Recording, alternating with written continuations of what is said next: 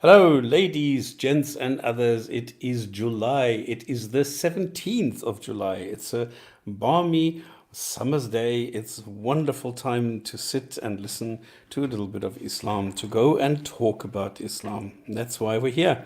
Gin and Tonic Show, together with Rob Speakers. So, how are you doing this beautiful evening? Good evening to you, Stops, and good evening to all the viewers. Yeah, I'm pretty good. Been busy, a little bit tiring, and away on holiday next week, so that should be good. And as you say, even over here in the UK, we have a little bit of sunshine, believe it or not. So, yeah, all good this side. Wow, excellent. And welcome to the chat where I love the advice. Hit the like on the way in, good people. Aurora Dawn, thank you very much. That's the best advice I've heard the whole day. Okay, you heard it, people. Hit the like on the way in. Do it now. Great stuff. Good evening. We've got a chock-a-block show tonight, so I'm just going to hit it as quickly as possible. It's the Gin and Tonic Show. We come in Fridays live on YouTube and Facebook. You can communicate with us. We focus on Islam. You can either come live or you can. And next week, no, in 2 weeks, we're going to have somebody who's going to do a lecture for us. So there's different things that you can do here. So it's not like we are. This is not a Dawah channel, okay, where you have people talking down at you and nobody's allowed to say anything or challenge you or something. No, it's quite the opposite. I actually like being challenged. I like, getting a little bit of a adrenaline kick when I see the remark, no, you're full of shit, and this is why. I love it. Anyway, we embrace free speech and criticism, as you might have heard just now. We try and be decent human beings, and we go and criticize Islam. Not the people, but Islam, the ideology.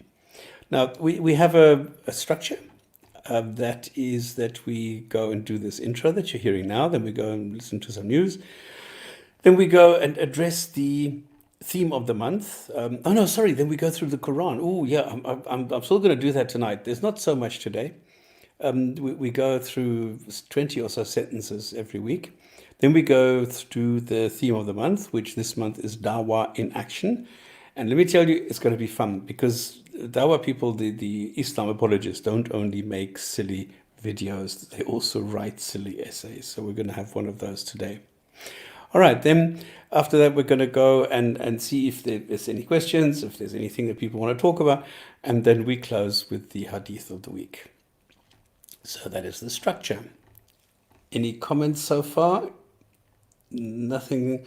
Evening, great to be back on Censorship Tube. Yeah, thinking clearly has also had a bit of a problem that apparently there are some like catchwords or I don't know what you want to call them, that as soon as you use them, your comment will be deleted.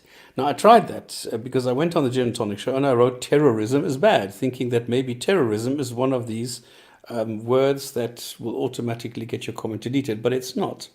But it seems to be if you mention Holocaust or any of those that they rigorously censor you. And this is it's getting worse and worse. That free speech is not what it used to be, and people don't seem to think that this is something that is desirable. Where I think it's a cornerstone of democracy and the most brilliant thing that we need and we have. Jonathan Show, Absolutely please agree. come more often on Discord. Okay, yeah, this is time is a little bit limited, and I must admit I do other things during the week. So I tried, and I actually feel bad for leaving Dave all alone there all the time. And I thought, okay, let me spend more time on this. But then by the time I've gone through Facebook and things like that, I don't really, I don't know. I don't know. I always say to myself, well, let me make a point of going there, and then I don't. It's a pity, actually. Yeah, I've been so busy, I haven't been online talking to anybody. This is literally the only thing I'm doing in the last month. Wow. Yeah, because I mean it's a hobby, all right. So we're not getting paid for this. This is not something that I must do or something. This is totally for free. This is just my hobby, which I enjoy doing. But because of that, it's second priority. There's other things which have a higher priority than that. And I'm sorry, but this is the way that then you can feel this. Yeah, Imagine, unfortunately. Stops, if we got paid to do this. Oh I mean, shit. we Yeah. already, do an okay job, but imagine we got paid and we spent our full time doing this. It would be devastating. I mean, we do just know, doing like I say, we research do an okay job of and yeah, and respond to all the I've nonsense all the time. It would, yeah, they'd be running for the hills if they don't already. well, I've renamed my Facebook group today, and I took it from Muslim Challenge because I've for the last what 8 9 years I've been challenging Muslim to bring me a statement from the Quran that they can actually demonstrate that it is correct, and they can't because they can't think like that. And so this has not been very successful because people have simply not felt a challenge. So lo and behold, I talked to Rob. I said, well, how about this? How about this? Nah, nah, nah. So today I renamed it into Islam Destruction Zone or Deconstruction Zone. There you go, Islam Deconstruction Zone. And already I've got 3 new people. So it seems that people do Nice. react to something like this. We'll see what Mm. happens. All right. Um, in the news, I've got a couple of things because remember last week we said that Hajj is going to start next week, and this is going to be a catastrophe for most Muslims because Saudi government has declared that they're only going to let a couple of people in there, like 1,000 people, and only from within Saudi Arabia. So now other countries are complaining. And other countries are saying, well, like Indonesia is saying, no, it's good that they're doing that. And they're saying, listen, guys, even if Saudi does allow it, you are not allowed to go there. This is quite a funny turn of events. So they're giving up on Allah and saying, Allah can't help us in this. We have to do this. So this is quite interesting. Then, this is quite positive news. In an interview that was televised in Sudan, the justice minister announced that drinking alcohol and just generally forbidding lashing for Christians. So in other words, non-Muslims are now allowed to drink alcohol in Sudan, where, for example, in Afghanistan this was very difficult. In like countries like the UAE, it's quite easy. You just need a license. You just show them your residence card, and then you're allowed to buy alcohol from one shop, which is owned, of course, by one of the cousins of the beloved leader. And the only place that I experienced this where I couldn't get anything was in Kabul and in Riyadh. But now in Sudan, they're saying now you're allowed to drink alcohol, but more importantly, that flogging or lashing is now prohibited as punishment. And that's why. The most important thing, however, is that they've outright banned the practice of female genital mutilation. And that, for me, is a landmark, well, I don't know, law, or I don't know what you want to call that. So this is brilliant that they actually have a law now that bans the practice of FGM. And that is a big step into the future. Well, into the present, I should say. For them, it's the future. In BBC News, the Belgian face veil ban backed in European court ruling. So in other words, the European Court of Human Rights has ruled that Belgium's ban on face veils does not violate the European Convention on Human Rights. Now, this is quite strange. A Muslim woman says that she wants to wear the veil and she's not allowed to, but then on the other hand, people wear the face mask. And she was told, no, those are very different things. The one is a medical thing, the other one is a religious, ancient, old superstition. And it's a matter of being able to identify people. And some women said, no, we don't want this, and blah, blah, blah. And they went to court. And now the highest court has ruled, no, sorry, they can do that. And the same happened in the States, where a woman said she went to a gun range, okay, and she wanted to shoot a pistol or a gun, I don't know what. And she was told to remove the hijab. Now, she went apeshit and took them to court, and the employees in court then cited the company's dress code policy, which is posted on its website. which says hats, caps, bandanas, or any other head covering will be removed in the facility except baseball caps facing forward. This is a safety risk because they could catch the hot brass when firing a firearm. And this is true.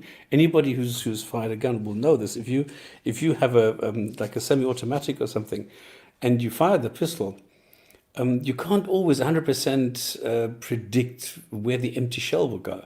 But remember, the empty shell has just fired a bullet due to an explosion. So this thing is fucking bloody hot.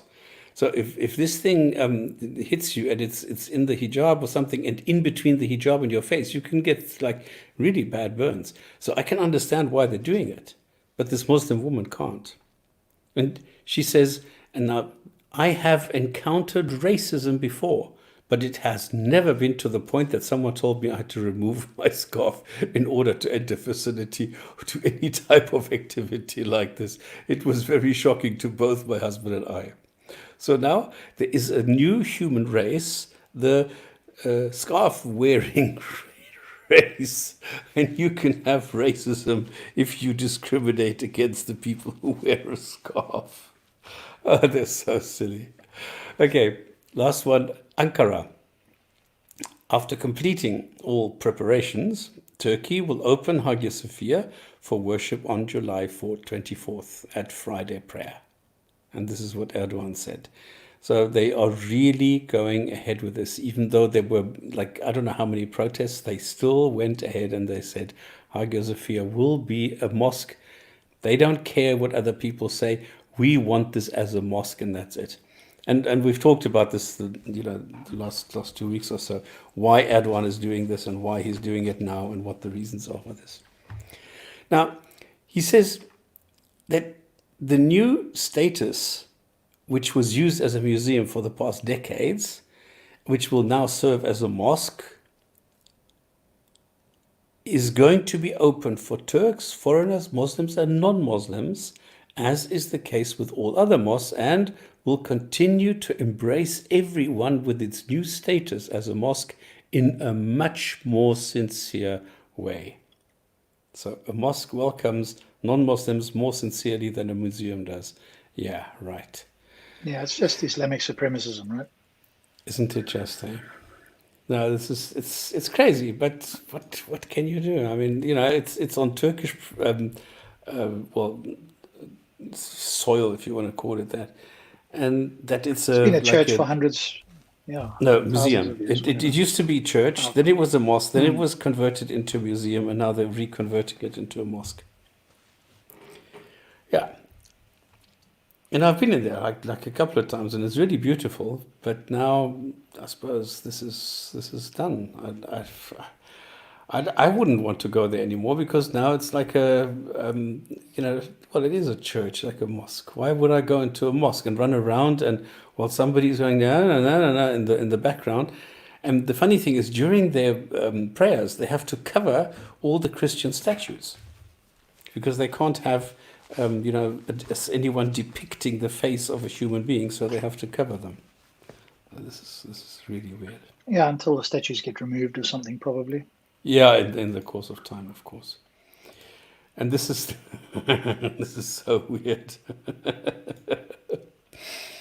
An Iranian Islamic medicine specialist says camel urine cures coronavirus. Drink the urine of a camel, it will cure you. This is on Al Arabiya. Quite funny. All he needs to do is put it to the test. Infect himself with corona and see if it works. Okay, what we're doing is we're going to go through some sentences of the Quran. And this I'm going to keep hopefully shorter than last time, because last time we were quite long on this because there were some interesting sentences last week. Okay, we finished with we made an enemy for prophets. Is this big enough, by the way? Can everybody read this? Yeah, Any comments? Yep, no, we can see it. It's cool. Turkey threw out the only chance to join the EU, let alone... Yeah, of course. I mean, nobody wants Turkey in the EU. All right, we ended with enemy for prophets, and they wouldn't have done it if God had willed, showing that this God, doesn't think too highly of prophets or other people following what it wants. So what the hell? 113, and we are in chapter 6, which is the cattle. Non-believers should be happy and commit what they commit.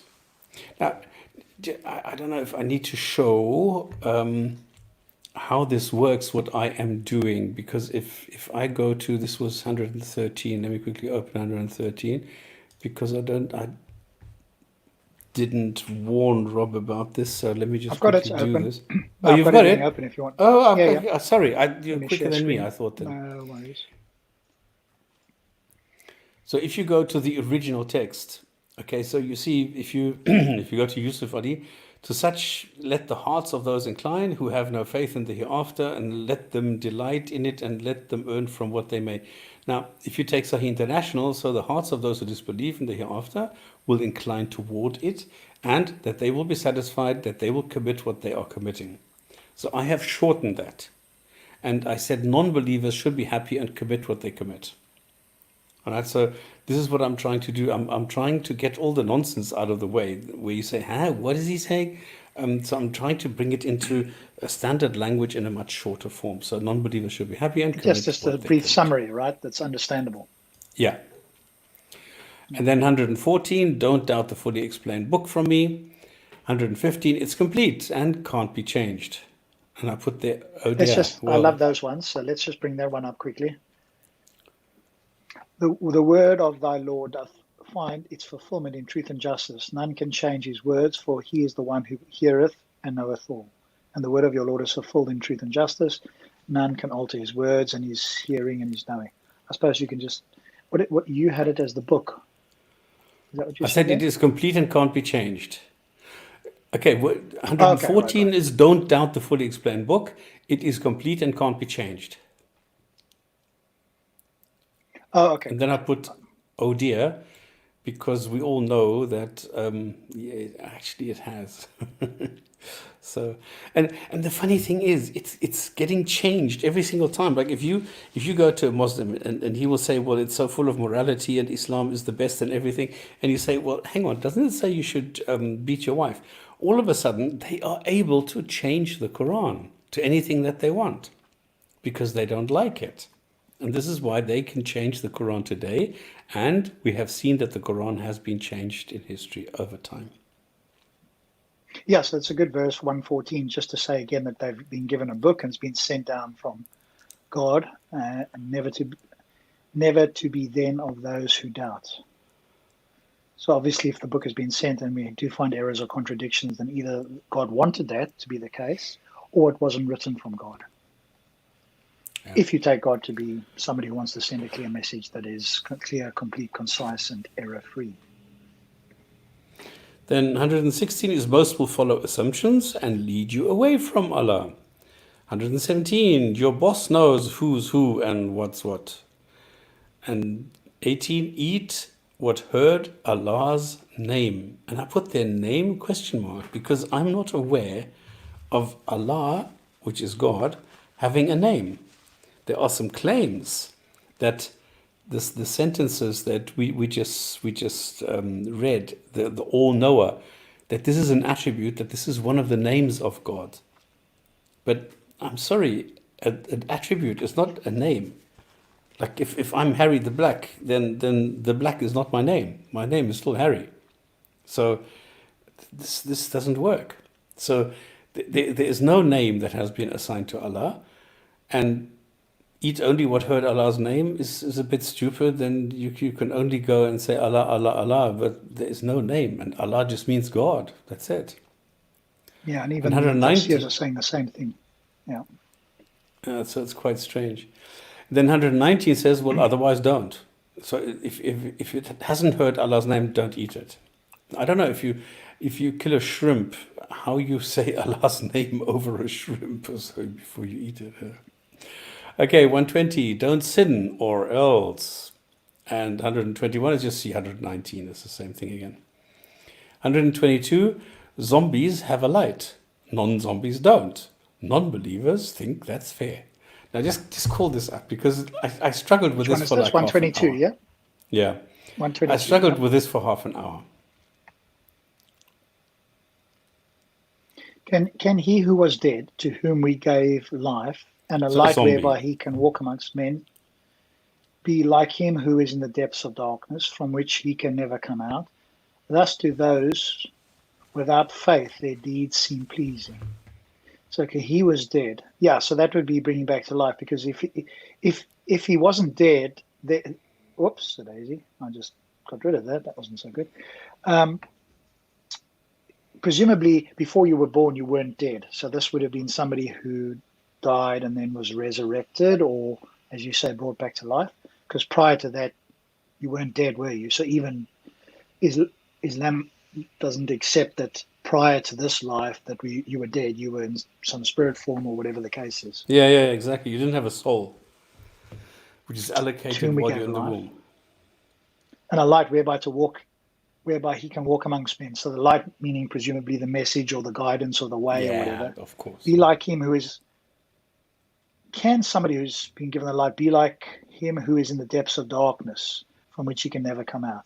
So they're obviously trying to compare, people who have not been, Enlightened. given life, and life might not mean physical life. Again, not clear here. Maybe this is life as in like a metaphorical life of some sort. So if you got the light and you're following the right way, can you be like the people who are not following the right way, who are in darkness? Well, obviously not if you set it up that way. Can a tall man be a short man? Well, obviously not, right? But it's a tautology. Hmm. You set it up such that it's obvious. It's trivially obvious. Thus, to those without faith, their own deeds seem pleasing. Well, some deeds do, sure. Again, trivial statement.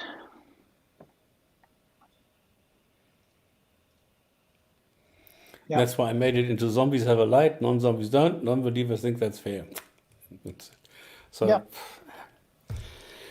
okay, so but you can see how you need to struggle with each and every sentence because as such they don't really make sense. So you need to go and look up what could they mean. Maybe this, maybe this. So because you are trying to stick to the original sentence to give because you don't want to be completely wrong. That somebody says, yeah, but look, come on, it's obvious that this is not this.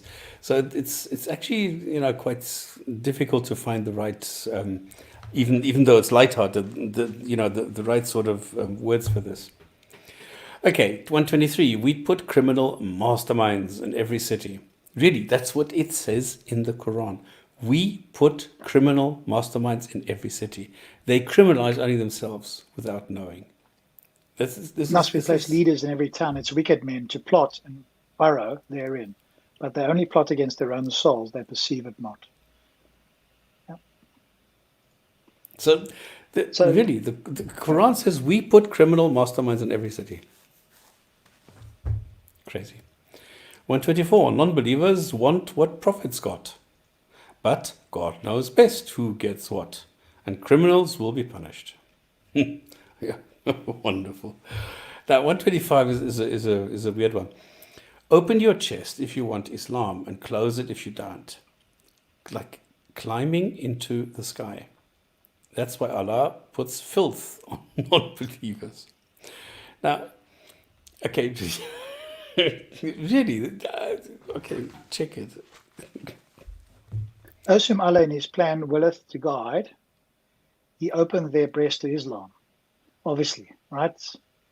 And those who He willeth to leave straying, He maketh their breast closed and constricted, so you don't have free will here. This is clearly a case of Allah negating your free will.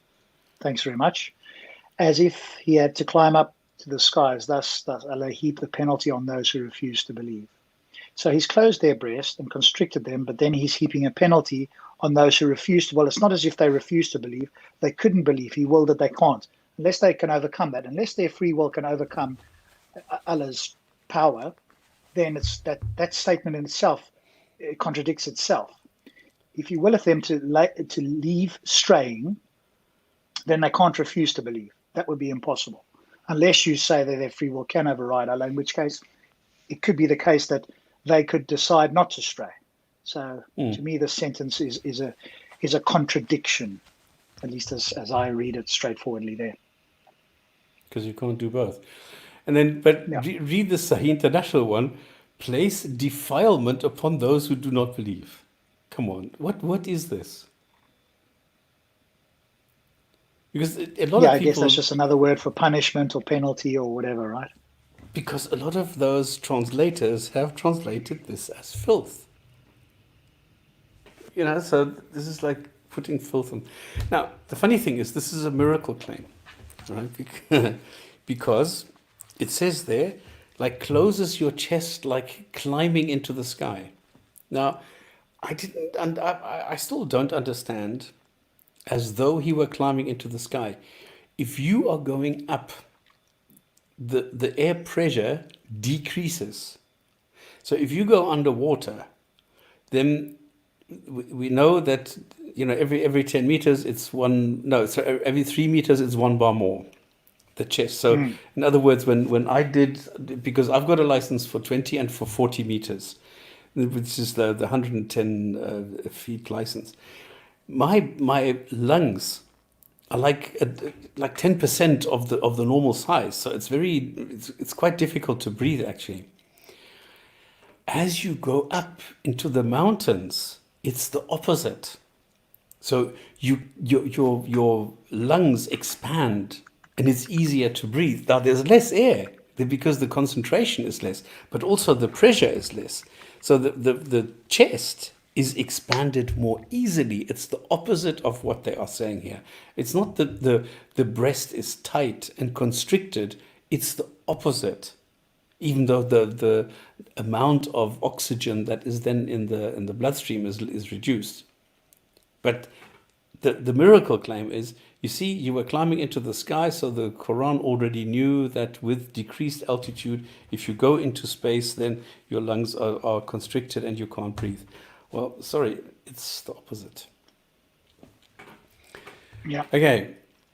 126, it's the straight way we have explained. How many times have we found this claim in the Quran so far in the first 6 chapters? That the Quran is fully explained and fully detailed and fully everything. And I don't understand, how many times does the Quran want to say it's explained and doesn't explain it? For me, this is absolutely amazing. Yeah. 127, they will have earned peace with their body. I don't understand that. I don't understand 127. They will have earned peace with their body. I don't know what. Tell me something else. For them will be a home of peace in the presence of thy Lord. He will be their friend because they practiced righteousness. Or Sapiens International. For them will be a home of peace for their Lord, and he will be their protecting friend because of what they used to do. So he'll do good things for them if they follow his rules. This is a celestial dictator. I think we're all clear on that. Follow the rules and you'll get some sort of reward. Don't follow them and there'll be a severe punishment. But I gave you free will, and I'm both all merciful and all just. How much This is nonsense why I can said, you throw together in you've one earned go? your peace with their body because you're protecting friends. So, it's weird. Anyway, 128, in the gathering of jinn, he will, oh, goodness, in the gathering of jinn, I don't know how you can gather jinn. He will say, you seduce people, and now the duped will go to hell. What is this? The jinn Hang on a are moment. some Go on. fable things, creatures. How can they seduce people? How does that work? Why do Muslims really believe there's this thing like a jinn, like this creature made from fire, but you can't see fire, but it's made from fire, and yet you can't see it, you can't detect it, but even though it is made from fire, it can seduce you. How? Okay, but also he constricted people's hearts. So did he constrict people's hearts and then send the jinn down to do an extra job? Because if the hearts were constricted, the jinns wouldn't be necessary. They'd be doing their own thing anyway, because that's what he constricted. So what's the point of the jinns? Is that just to heap extra Guilt. guilt or in some way to lead them even further astray? If he willed that they're going to be Yeah. led astray anyway, then the jinns are superfluous. But I'm How do questioning people? the logical aspect of this. How can you have any of this? Yes, of course, it's supposed to pile on more guilt. It's supposed to give you more things. Listen, you need to believe this. You need to do this. Otherwise, you're really going to suffer. Of course, but how thick can you butter this on there so that Muslims will not say, "No, come on, now it's a little bit too much." It's I don't think there is a limit, right? The more, because again, I don't think there's a lot of thinking going on here. So the more you make it sound poor and bad, and that these evil things floating about, then um, the more they seem to kind of buy into it. But they don't read a couple of verses before, which makes this completely superfluous. And It's again, fascinating. look at the logics. How can a jinn go to hell and burn if they were made from smokeless fire? That's exactly the question I'm always asking. How? Okay, a fire with smoke is rather seducing. Yeah, but you can't see them. They can't do Well, anything. how do you burn them, right? Presumably you change their form or whatever the case is. I mean, this is just Ah, goodness. absolute nonsense, really. I mean, Okay, it and doesn't even then make for a good 120. fairy tale. At least a fairy tale is consistent, and you have a premise that we understand that could be possible in reality. This is just like a superbly bad version of a fairy tale. Yeah, and a fairy tale has a line. It has a narrative. It has something that you could follow. It sort of makes Yeah, a sense, good one It's does. like Yeah. make me, but there's something there. Here, there's nothing. Listen to this. We couple them up because they deserve it. Really, is the Quran now like Tinder or something? I don't Thus, know. we do make the wrongdoers turn to each other because of what they earn, and thus we make some of the wrongdoers allies of others for what they used to earn. So this is the Islamic Tinder. Swipe left if you like them, or right, or I don't know. Some you swipe or something. In the gathering, and now it gets even worse. Okay, in the gathering of jinn and men. Now, jinn and men can gather together. Okay, in the gathering of men, didn't you get messengers? The non believers accuse each other of non belief. This is ludicrous. This is total, absolute rubbish. Non believers don't accuse each other of non belief. 31. Just showing that Allah But doesn't hang on, annihilate. stops. Okay, come on then.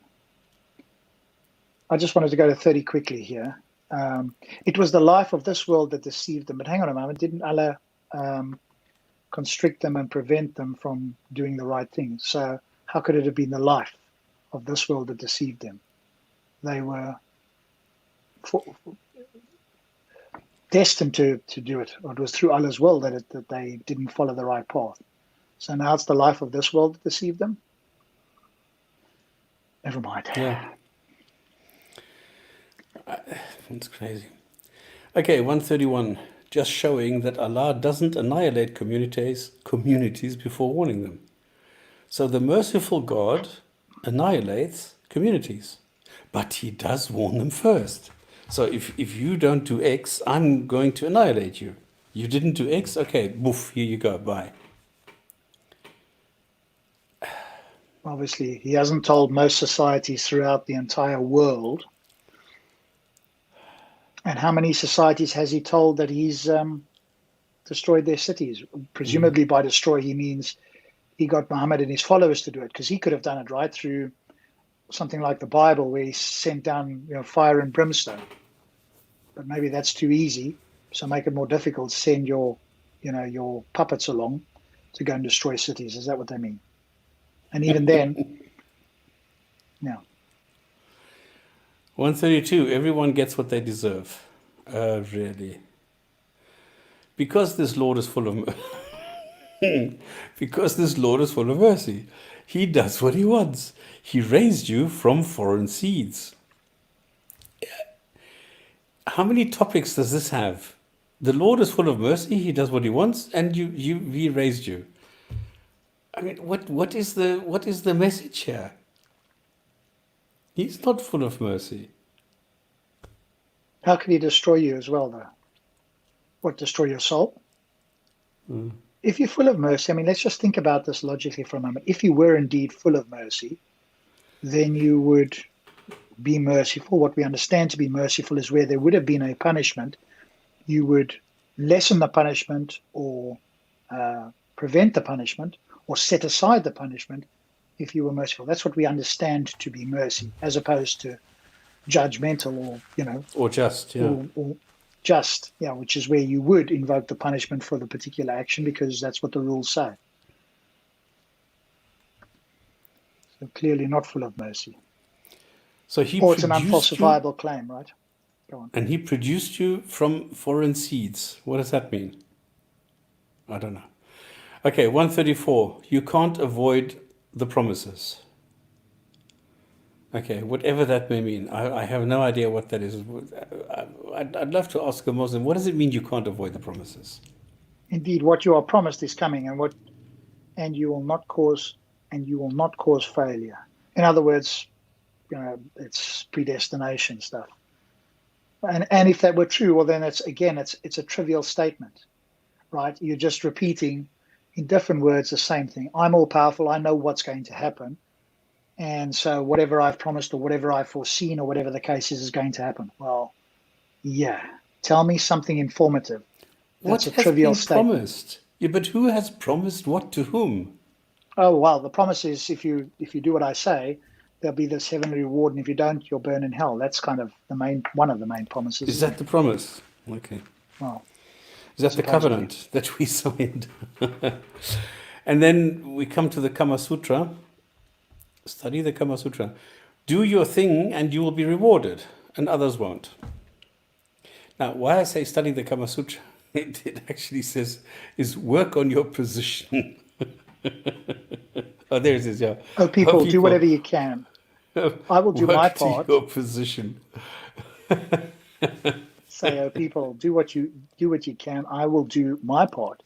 Soon will ye know who it is whose end will be best in the hereafter. Certain is that the wrongdoers will not prosper.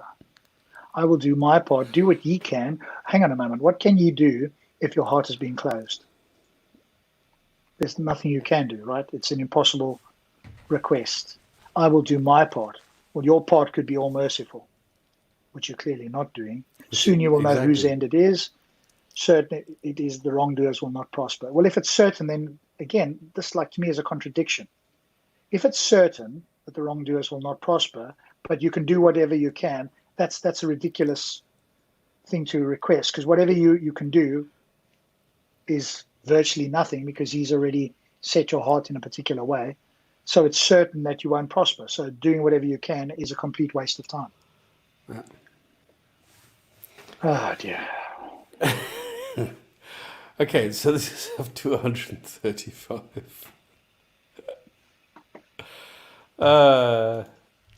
Okay, but at least we're going through the Quran, we're reading it step by step, and nobody can accuse us that we don't care, we don't read it, we don't whatever. So, yeah, so that's good. Okay, so that was the Quran. Now we go to Dawah in action, which is all about debate, don't hate.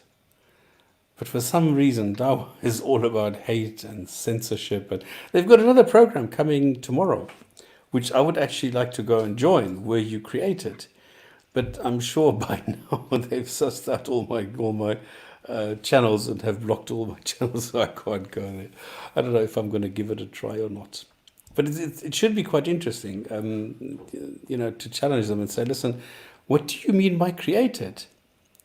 If I go and I make a wooden bench, am I creating a wooden bench or am I just rearranging pieces of wood? So what is being created? It's just the label. I mean, that's what we understand by created, right? Using existing material. If I take Lego, am I creating something? If I take Lego and put two pieces on top of each other, can I call that a wall? Or is taking two pieces of Lego, prefabricated something, and just putting one on top of the other, is that the act of creation?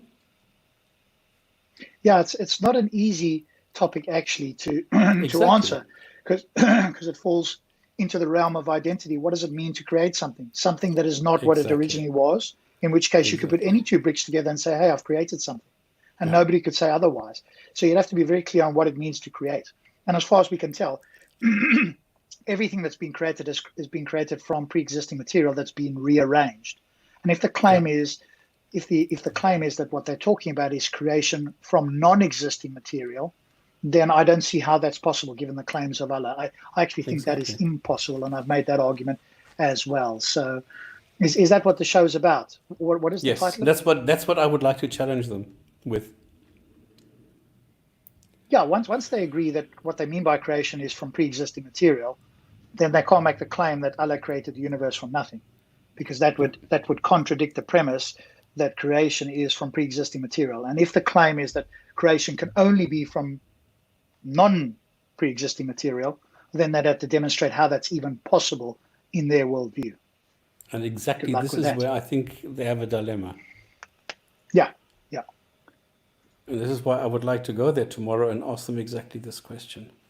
Because if I have Good luck a even getting sperm, on, but if you yeah, were, okay, good this luck is the even point. getting a coherent answer, never mind a substantial one. Because I'm going to say, well, look, if you have a sperm, one cell, and another cell, the ovum, merging, fusing, or whatever, is that an act of creation?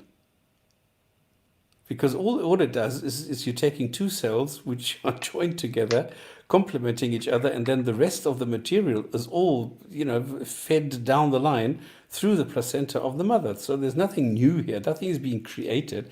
It's just a reassembly. So yes, you can say that a human being is just a reassembly of different molecules.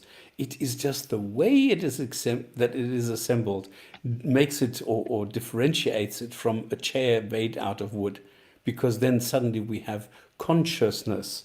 And this is how we get into consciousness that we still cannot explain where it actually comes from, when it actually happens, as from what stage the brain starts, you know, identifying sounds which it hears as such. We don't know that yet.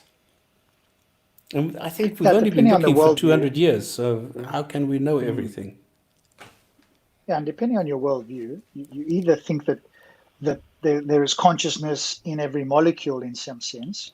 If you're not a religious person where God can suddenly give non-material stuff consciousness by some miracle event, if you're not that sort of person, then it seems to me that you've got two options. One is that consciousness is inherent in some way in every molecule, or that it's an emergent property when certain molecules combine or coalesce under certain rare circumstances. Then it gives rise to consciousness in the same way that oxygen and hydrogen give rise to wetness, for example. Mm. So that's what we would probably be committed to, you and I, and most other atheists, I would Yeah, imagine. yeah, But otherwise, of course, you can just invoke a miracle. But I think if you were to go on there, Stops, the key question is, what do they mean by creation? And are they going to exactly. use that definition consistently? Because whichever way you go, they're going to have a lot of explaining to do, whether they think it's ex nihilo, whether they think it's pre-existing material. Unless they're going to try and say, hey, yes, this is all creation, but so is that. Okay, well, that's just seems to be a contradiction. You have to get your definition straight to begin with, otherwise they'll backtrack. And so it would have to be very clear what creation means. So what is the topic is, are we created? Is that the sort of topic, or because I haven't seen it? Yes, Okay, right. Yeah, what does it mean? What does it mean to be created, right? And if you just that's what say I would like pre-existing to material ask or exactly. rearrangement of material, sure, then you can use the term created. So no problem. But that also then invites you to claim to answer the question: how could God create the universe if not from something pre-existing? And if He was the only thing that was pre-existing the universe, then He created it from Himself, which was pre-existing, and He just rearranged some version of material, whatever His immaterialness into materialness, or whatever, however you would put that. But that would still be a rearrangement, because where else would this material come from? Which is what I've asked them, and I've heard all kinds of gibberish responses, nothing coherent, No, you not can't. There's even no way that you can answer this. substantial. Exactly. Forget about coherent, just being substantial. We haven't even got to substantial. It's just not even coherent to me. Okay, the next segment that we're going to go into is Dawah in action. And today we've got a real hit. Okay, this is so brilliant. What we're going to One of do our is favorite. we're going Go to on. look at a paper, a book, because A I don't know, short book, in inverted people, commas. Yeah, okay. People um, who went on the show of SC Dawah with Subur Tsotzis, Imran Hussein, and I can't even remember who else was there, where he went and he said, well, we've started the Sapiens Institute, whatever that is supposed to be, Sapiens. I don't know. Hmm. I'm sure they thought about this name, and I'm sure this has something meaningful to them. And they've launched some articles which they call books, and now they've launched the next book, which is just a couple. It's like an essay. All right, this is what I used to do in 10th grade. If they said write an essay about some topic, this is what I used to do, and this is exactly like this. But they call this a book, and I must admit I like the title. And I like the look of this, the scientific deception of the new atheist. All right, that's a bit stupid, but I like this light bulb, the significance, the I don't know, the whole conveyance that you are shattering new ideas and things like that. That's very nice, very good marketing. But then when you go to the contents, it's a different story. It's called The So, Scientific Deception of the New Atheist by somebody who is called Mohammed Hijab. Mohammed Hijab. Now, the funny thing is, if you go to Mohammed Hijab and you go to the information of the author itself, what you suddenly see is that this Muhammad Hijab is no longer a Muhammad Hijab, because all of a sudden the Muhammad Hijab, what was it? The Muhammad Hijab has suddenly become a Muhammad Hijab, which I think is quite funny. yeah, I think there's a spelling error there. I had it up on my screen stops, but I think you're not seeing the share screen at the moment. But yeah. So there it says Muhammad Hijab, and the other one it says Muhammad Hijab. So this is quite weird. I So what are we don't going to even do know. for the audience? So what are we going to do now so that they're aware? So what we want to do is just go through this and spend some time talking about the different things. Now, the first thing is scientific deception of the new atheists. Now, number one, the funny thing is scientific has nothing to do with an atheist. An atheist is just a person who says, I don't believe gods exist. That's it. So there's nothing there. You might as well be a vegetarian. Now, is a vegetarian, will he say the scientific deception of the new vegetarians? That doesn't make sense, does it? So why say this about atheists? Why this conflation of atheist and science? I I don't think the understand reason this. stops is because atheism certainly relies quite heavily on, well, at least naturalism rather than atheism, relies quite strongly on empirical claims which are scientific, or at least in principle can be investigated through science. And also because science has been such an impediment to religion and Islam in particular, that's the reason why. Because what presumably what he wants to do, and I haven't read this yet, and we're going to go through this, is point to these new atheists as being inaccurate and trying to suggest that science and religion can somehow coexist. But obviously the critique against Islam in particular has been pretty strong and forceful, and science has been a predominant methodology to do that. And so that's possibly why he's taken this view. Now, the other thing is, which okay, I find. Oh, sorry, I did the same No thing. worries. It's sort of cut off a little bit there, right? Okay, maybe that's your What? intention there. Yeah. It's not full screen. You can Okay, only see now part what of I'm it. doing is I'm just going in so that you can Okay. read this better.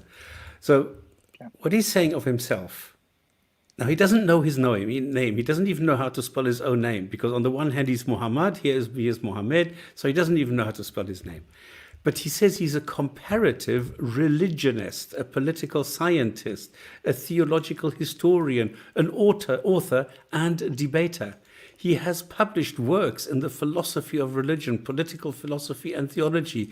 And now, listen to this, he holds degrees with an S in those fields, acquiring his BA in politics, an MA in history, both at QMUL, Uni of London, and another MA in Islamic studies from SOAS Uni of London. And then point, he has also underwent. Yeah, right. I mean, he has, I mean, okay, I'm being nitpicky here, okay? But somebody who says, I've got an MA, a BA, an MA, I've got a PhD, I've got a Nobel Prize, I've got everything, I'm the most stable genius in the course of history, and then he has also underwent. He doesn't know his own name, and he says, come on. This is why I say, how can anybody not be embarrassed?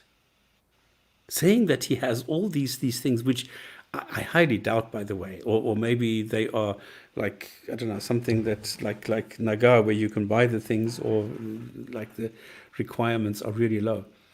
But this is embarrassing. But do you notice as well, Stops, that people who are experts in their field and really know what they're talking about don't normally talk about their degrees. You can go and look them up. And what I notice is the more that people talk about their degrees and what they've accomplished, so to speak, with their degrees, it seems like it's almost either a tactic or something to poison the well, or in their case to, give fruit to the well, that somehow that gives them extra credibility.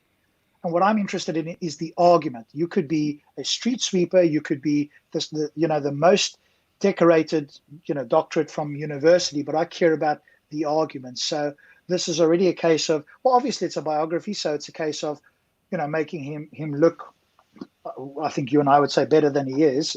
To the person who doesn't know him, they go, wow, this guy has obviously studied some. He must know what he's talking about.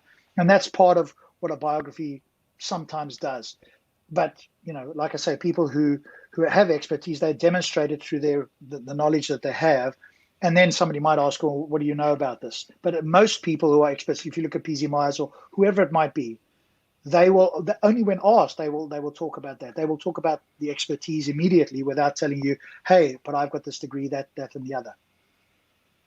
Well, there was this I forgot his name now, who said, yeah, I've got this PhD in religious studies and all that, and I'm a scholar, and it turns out, no, he's not. He's got a PhD in creative writing. But he writes about things and goes on TV and says, yeah, I'm this scholar. And exactly what you are saying, laying it on really thick. And this is what Hijab does. He has also underwent 4 formal Islamic studies in Quran, Hadith, Usul, Arabic language, and Islamic seminary, the Shinkiti Institute. I cannot even find this stupid Shinkiti Institute. And Hijab is currently doing further... Sorry? Go on. Please finish. Sorry. Hijab is currently doing further postgraduate research in applied theology. No, he's not. He's a clown who admits he's just acting. That's what he's doing. There's nothing real about him. This is... But just imagine, Stops, if we change that slightly to not him specifically, but somebody. Bob has underwent formal Greek mythology studies in Greek, in the history of Greek mythology, etc., at a university in Greece, and he's currently doing further postgraduate research in applied Greek mythology. I mean, what would people think of that? People go, okay, great, you're entitled to look into stories and myths and so forth, and you can tell us all about that, and that's fine. Why would we take it as, being representative of reality? Yeah. And then, most of all, now that he is this intellectual giant, then you get this. That is crazy. No, sorry, how did I do this? There we go. Well, we'll go through it now. Maybe make it a bit bigger, Stops, if you can. Just maximize it. There you go. That looks great. And then he goes, the scientific deception. How can you have a scientific deception? You can't. And then presumably the claim... Sorry, I keep interrupting. I'm not sure when you finish. No problem. No problem. Go ahead, of course. Well, okay, so there's a claim on the table here that there's a scientific deception by the new atheists, right? They didn't call themselves that firstly, so presumably, and I think he talks about, Hitchens, Dawkins, Harris, and Dennett, right? So they were somebody named them the four horsemen of the apocalypse, and they were labeled by other people, not by themselves, as far as I'm aware, the new atheists. But there's a claim here that they are scientific deception. In other words, they know what the real science is and they're pulling the wool over somebody's eyes. So, with that in mind, because that's the actual claim, we're going to talk about. But let's be charitable for a moment and assume that in fact they were doing that. Does that undermine atheism, or would it just invite us to look at these, quote, new atheists as being deceptive? So, Yeah. even if we were the most charitable people, all we could say is that we have a certain small group of people who are deceiving either fellow atheists or the world in general, but it would say nothing about atheism per se. But the claim is, and let's see by the end of the book if it's remotely been substantiated, that they are deceiving people, i.e. they know what the truth is scientifically on whatever the topic is, and they are actively deceiving, i.e. they're saying something that they know to be false, because a deception is a lie, said in other ways. This is nice. What is applied theology? Telling idiots how to live their lives, exactly. And this is a classic. Oh, we did the same thing at the same Yep. time. We are not amused. Yeah. Great stuff. Yeah, but the thing So is, we're going to have some Rob, fun with this, and this will take us a good hour, maybe longer. It depends how quickly we get through it. yeah, But we'll try yeah. and keep it short because The there's thing quite is, a I bit think here to do. the intro is very important here to set the tone. I mean, The we could always make this two scientific parts. deception. You can't have a deception that is scientific. What they're actually trying to say is that the deception in the field of science, and this is the point. So he's trying to put so much into the title that he trips over himself. And this is you guys are missed over on Village G Block. Oh well, okay, they can come here then. Okay, well we can go there when they have nice topics again. Okay, so this is the Sapiens Institute. I don't know why everything is an institute. Like IRA is an academy. This is an institute. No, it's just sources creating a web page. Wow, brilliant! This is fantastic. It's getting too much money. Anyway, so Hijab is now going to tell us all about the new atheist. Now, please note, when he starts, he does not define atheist. He does not define theist. He does not define atheist. He does not define anything at all. He just jumps straight in. Okay, so we have a couple of things, and we have now the introduction. Now would be a good time, a good place to go and define this. But it's exactly what Rob sort of guessed. Yes, Dawkins will be mentioned something like 70 times. I mean, this is just a few pages. But And by the way, yeah, Dawkins I is mean, like omnipresent. yeah, because because well, certainly in Hijab's mindset, presumably, we need to have prophets like they do. Yeah. And he doesn't realize that atheists don't have prophets. We accept the best evidence by whoever presents that based on the evidence themselves, not the person presenting it. Now, if Dawkins is correct, he's correct because the evidence points in that direction. If he's incorrect, we can point that out too. So nobody follows Dawkins like they follow their prophets. And this is, of course, the first conflation that is done here, that in order to do a comparison, atheists have got their prophets. As soon as I hear this, I either know that the person is dishonest or they're ignorant about what atheism is and how we come to understand things. Either way, one you can educate out of, the other is more serious. If they will, willfully dishonest or ignorant, there's not a lot you can do about it. And here we have a prime example. Do atheists have morals? No, an atheist does not have any morals. An atheist is just a person who says, I don't believe gods exist. There's nothing about morality. You have atheists with high, low, and medium moral standards because they're just people. So you cannot allocate a specific morality level to the entire group of everybody who does not believe gods exist. So this is I think stupid. the other thing that that we often talk about with people that don't really understand. Atheism is the denial or the lack of belief, depending on which view you take, of God. And now it will entail certain things, i.e., that there's no supernatural creator that's intelligent. But further than that, you'd have to ask atheists, what do they believe? But atheists respect Einstein like Muslims respect Muhammad. Can Well, you yes, believe because this? Einstein has demonstrated, he made predictions and they were demonstrated through precise observations and have been verified thousands of times. That's why people look at Einstein, but there may have been things in his life, not necessarily theoretical physics, that people will disagree on. So he's not a prophet. He is somebody that is revered in a specific narrow area of expertise. And the reason is because it has been verified and it's taken to be one of the best verified things certainly in cosmology, if not in science. But So Rob, that's why. 90% of atheists don't know who Einstein is. They don't know what EMC stands for. They don't understand this. This is just people who are interested in this. So you can't just say every atheist has X. This does not exist. You cannot assume that just because they don't believe gods exist, they have some sort of criteria, they have some sort of attribute, they have some sort of belief or something. You cannot do that. And this is the mistake that people make. They see the word atheist and they automatically assume that they can attach a whole rucksack full of other attributes to that person.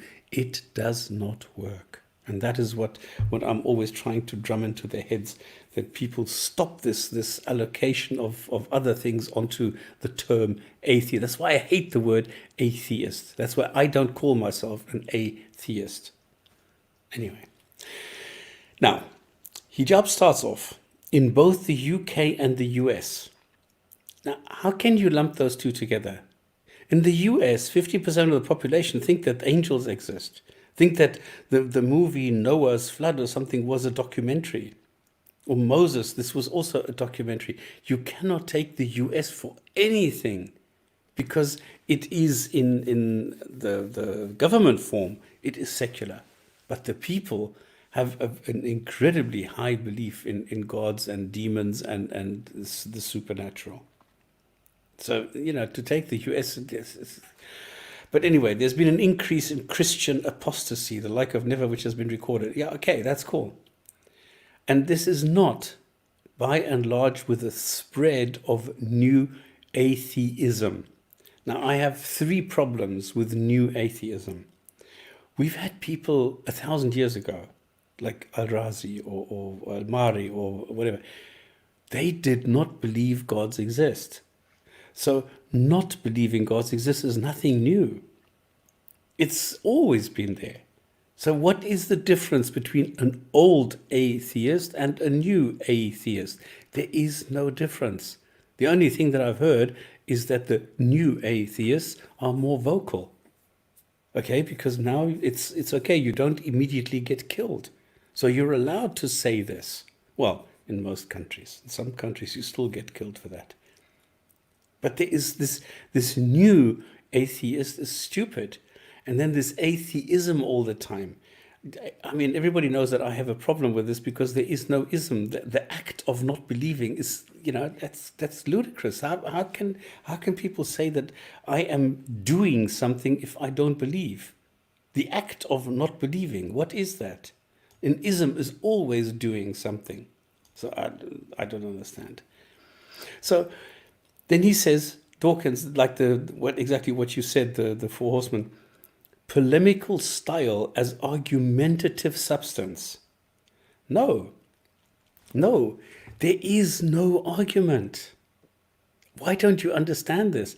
The theist has arguments. The theist is the one who comes and says, you need to believe X. This is a claim made by a theist. And then I, as the atheist, react to that. I don't have any arguments against something. I react to the claims. I react to the arguments, and then I go and debunk, refute, or ridicule, or whatever, these arguments.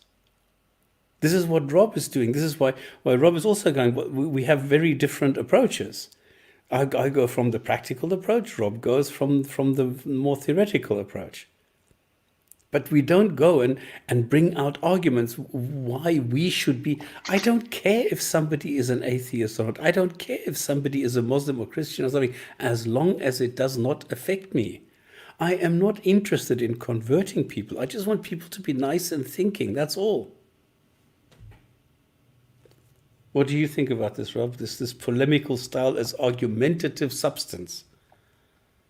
Yeah, look, I think somebody like Hitchens had, some rhetoric and polemics, which was fine, but it was still based on arguments either for or against the general theistic arguments, and in particular, on some occasions, the religious arguments. So there would have been, counters to that. Exactly. And they wrote books. They're just quite well known, but nobody takes Yeah. that they are the prophets of atheism. They're just quite well known because their books sold millions of copies. And I know people personally have come to me and said, I read, one person said they read Richard Dawkins' book from New York to London, and they became an atheist on the plane. Right? So they are having an effect. Now, whether everything that Dawkins says in the book is philosophically or scientifically accurate is a different discussion, and that's an entirely justified discussion to Exactly. have.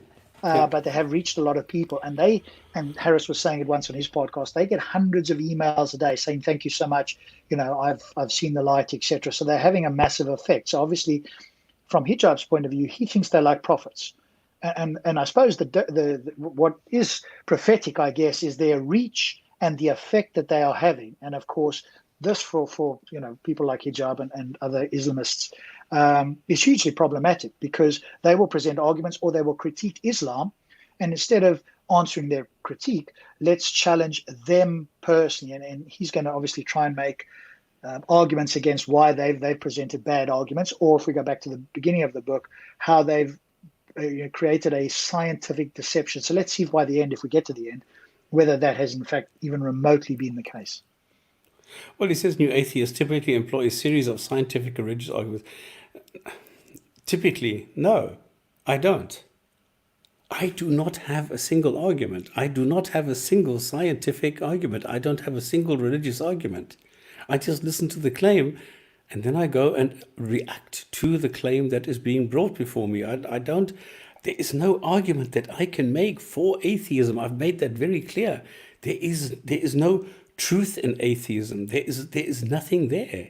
You can't say you need to be an atheist because X, Y, Z. No. It is an honest position. It is a rational position.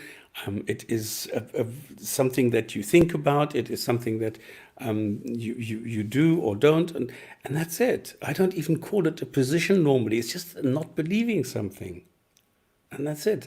So there's nothing about science here. And this is Darwinism negates the design argument for God's existence. No, it doesn't. Darwinism, number one, doesn't exist, and it doesn't negate the design for God's existence. It just says we don't need gods in there because we have a mechanism that explains the species that we have today. That's it. So it doesn't need God, but it doesn't say negates the design argument for God's existence. No, it doesn't. Darwinism, I don't even know what that means. Darwin doesn't mention anything about God when it comes to the origin of species. I might just slightly disagree with you. I think we don't use it very often, stops, and I haven't, it depends. Occasionally I might do so. But there are arguments for atheism, and whether it's now called global or local atheism, global meaning against all gods, local meaning against a particular god. There are arguments. It's not often that we employ them, but they are there if one wants to have a look at it. Just for example, a very quick one with points here, for example, is the argument for global atheism. Premise one: the absence of good reasons to believe that God exists is itself a good reason to believe that God does not exist. There is no good reason to believe that God exists. It follows from 1 and 2 that there is good reason to believe that God does not exist. So that's a formally valid argument. Obviously, a religious person would challenge that and say, okay, why?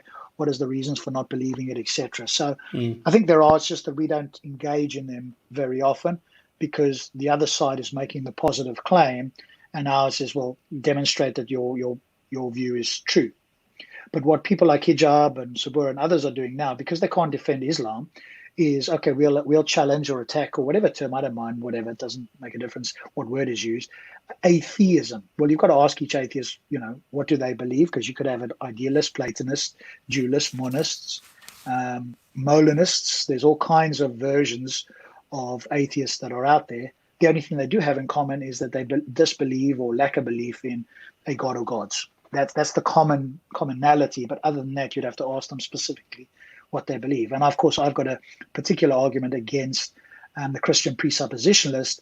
So I have a position that I've called dimensional atheism, which I'll only employ under certain circumstances as a reductio against a particular Christian claim, or the Muslim, Imran from our era tried to hook into that one. So I would make that claim on rare occasions. But I could have whatever it is, but we all disbelieve or lack a belief in a God. Yeah.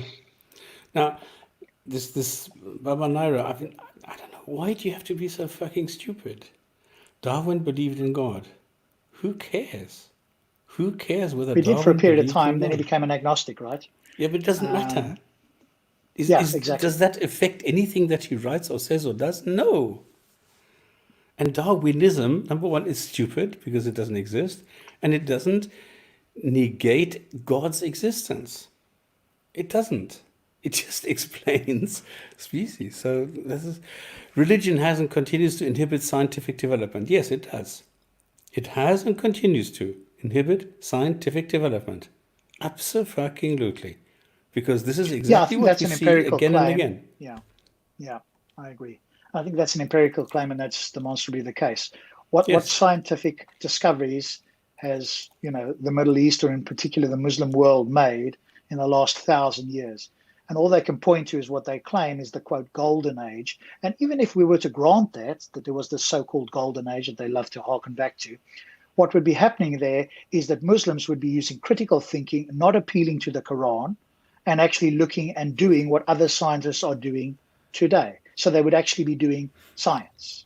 But of course, that's been in decline for 1,000 years. So, and it contradicts straight out the book, which is why people like Tortsis will say to Muslims, don't try and make scientific claims and link it to the Quran, because you're gonna get destroyed immediately. Yeah.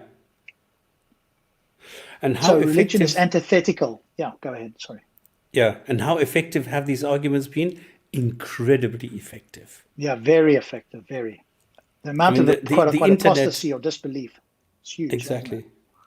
Yeah. So the internet, with its more scientific and more factual approach, has killed Islam most of all, because Islam makes the most absurd claims, which can be tested on the internet using scientific claims. So yeah. Now again, arguments made, and this is now crazy. This is an atheist apologist. I mean, what kind? The thing is, this is what Rob was saying earlier. He has this model of Islam, and he's trying to apply it to atheists, which of course you can't. And this is why he fails. He is a simpleton. He is a baby brain in an adult body. Because there is no such thing as an apologist for atheists. That's crazy.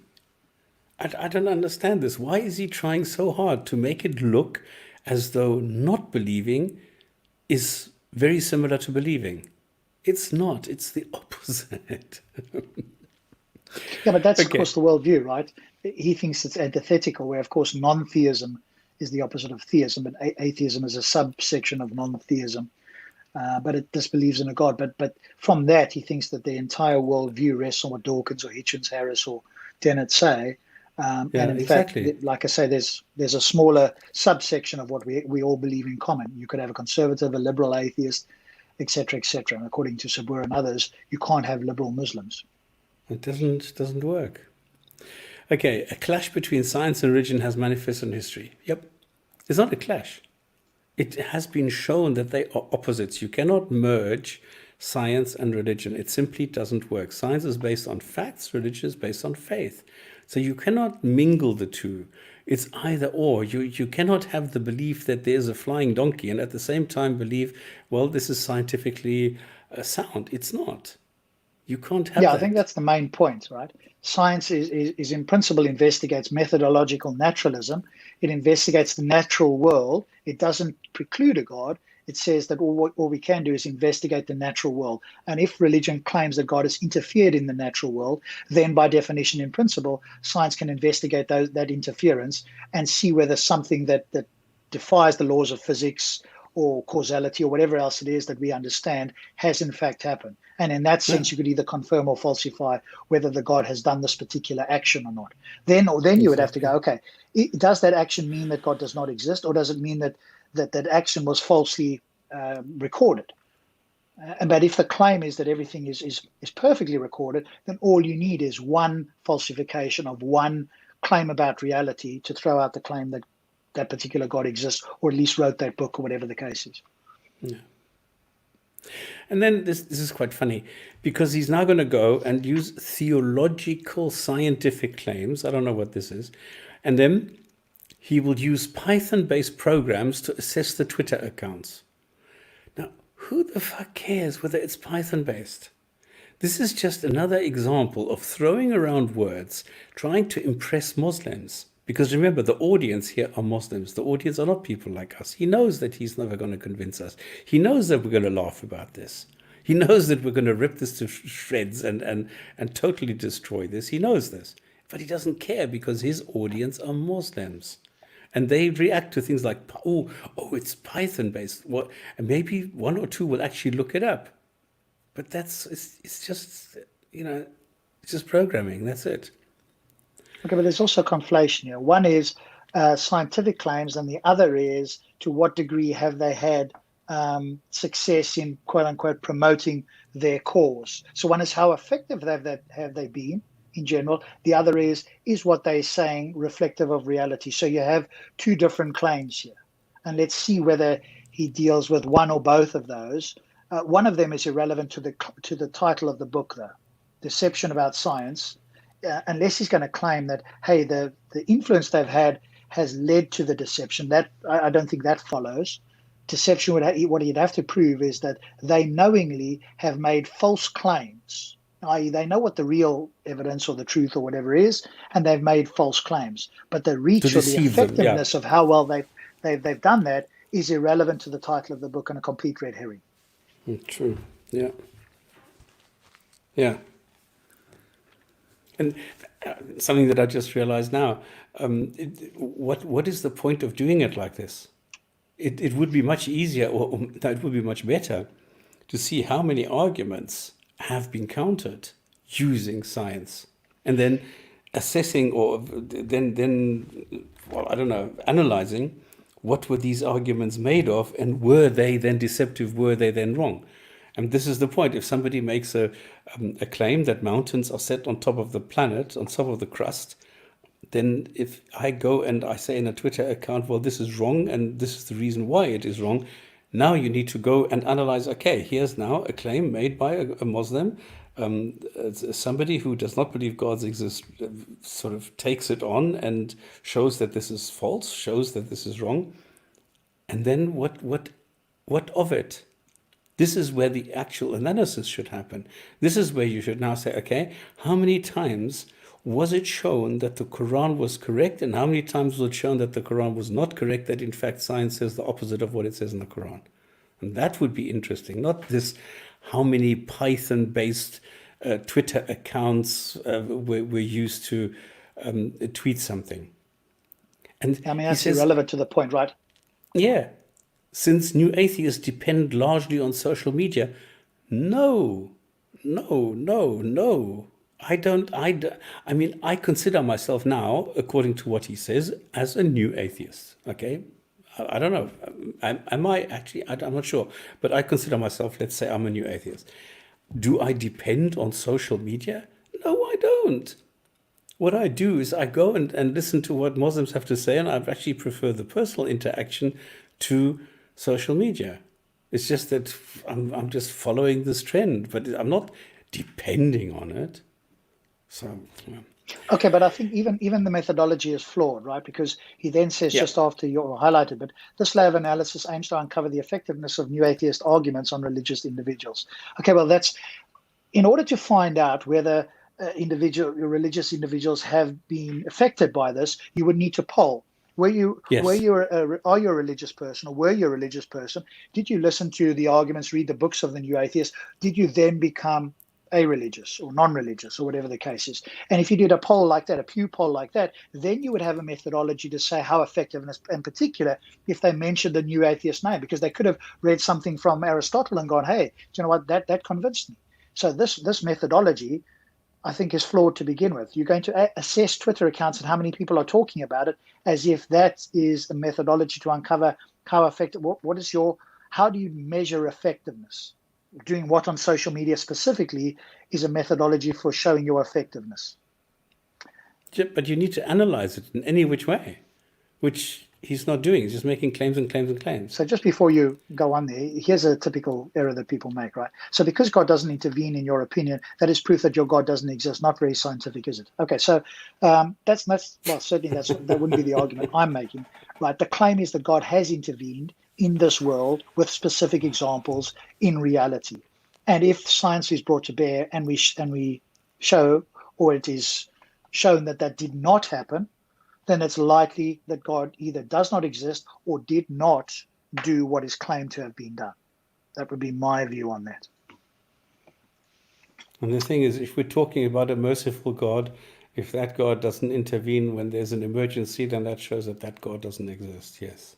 Yeah, then you've got free will. They try to throw that in, exactly. right? As if that Anyway, somehow has any. Yeah. But this is, I don't know, this is. All right, let's leave it. Given that and this is now funny, new atheist polemics are intended as an attack on religion. Now, I'm being attacked. I am being threatened that I am going to die. I'm going to be tortured for eternity. I'm this, I'm deaf, dumb, and blind. I am this and this and this and this.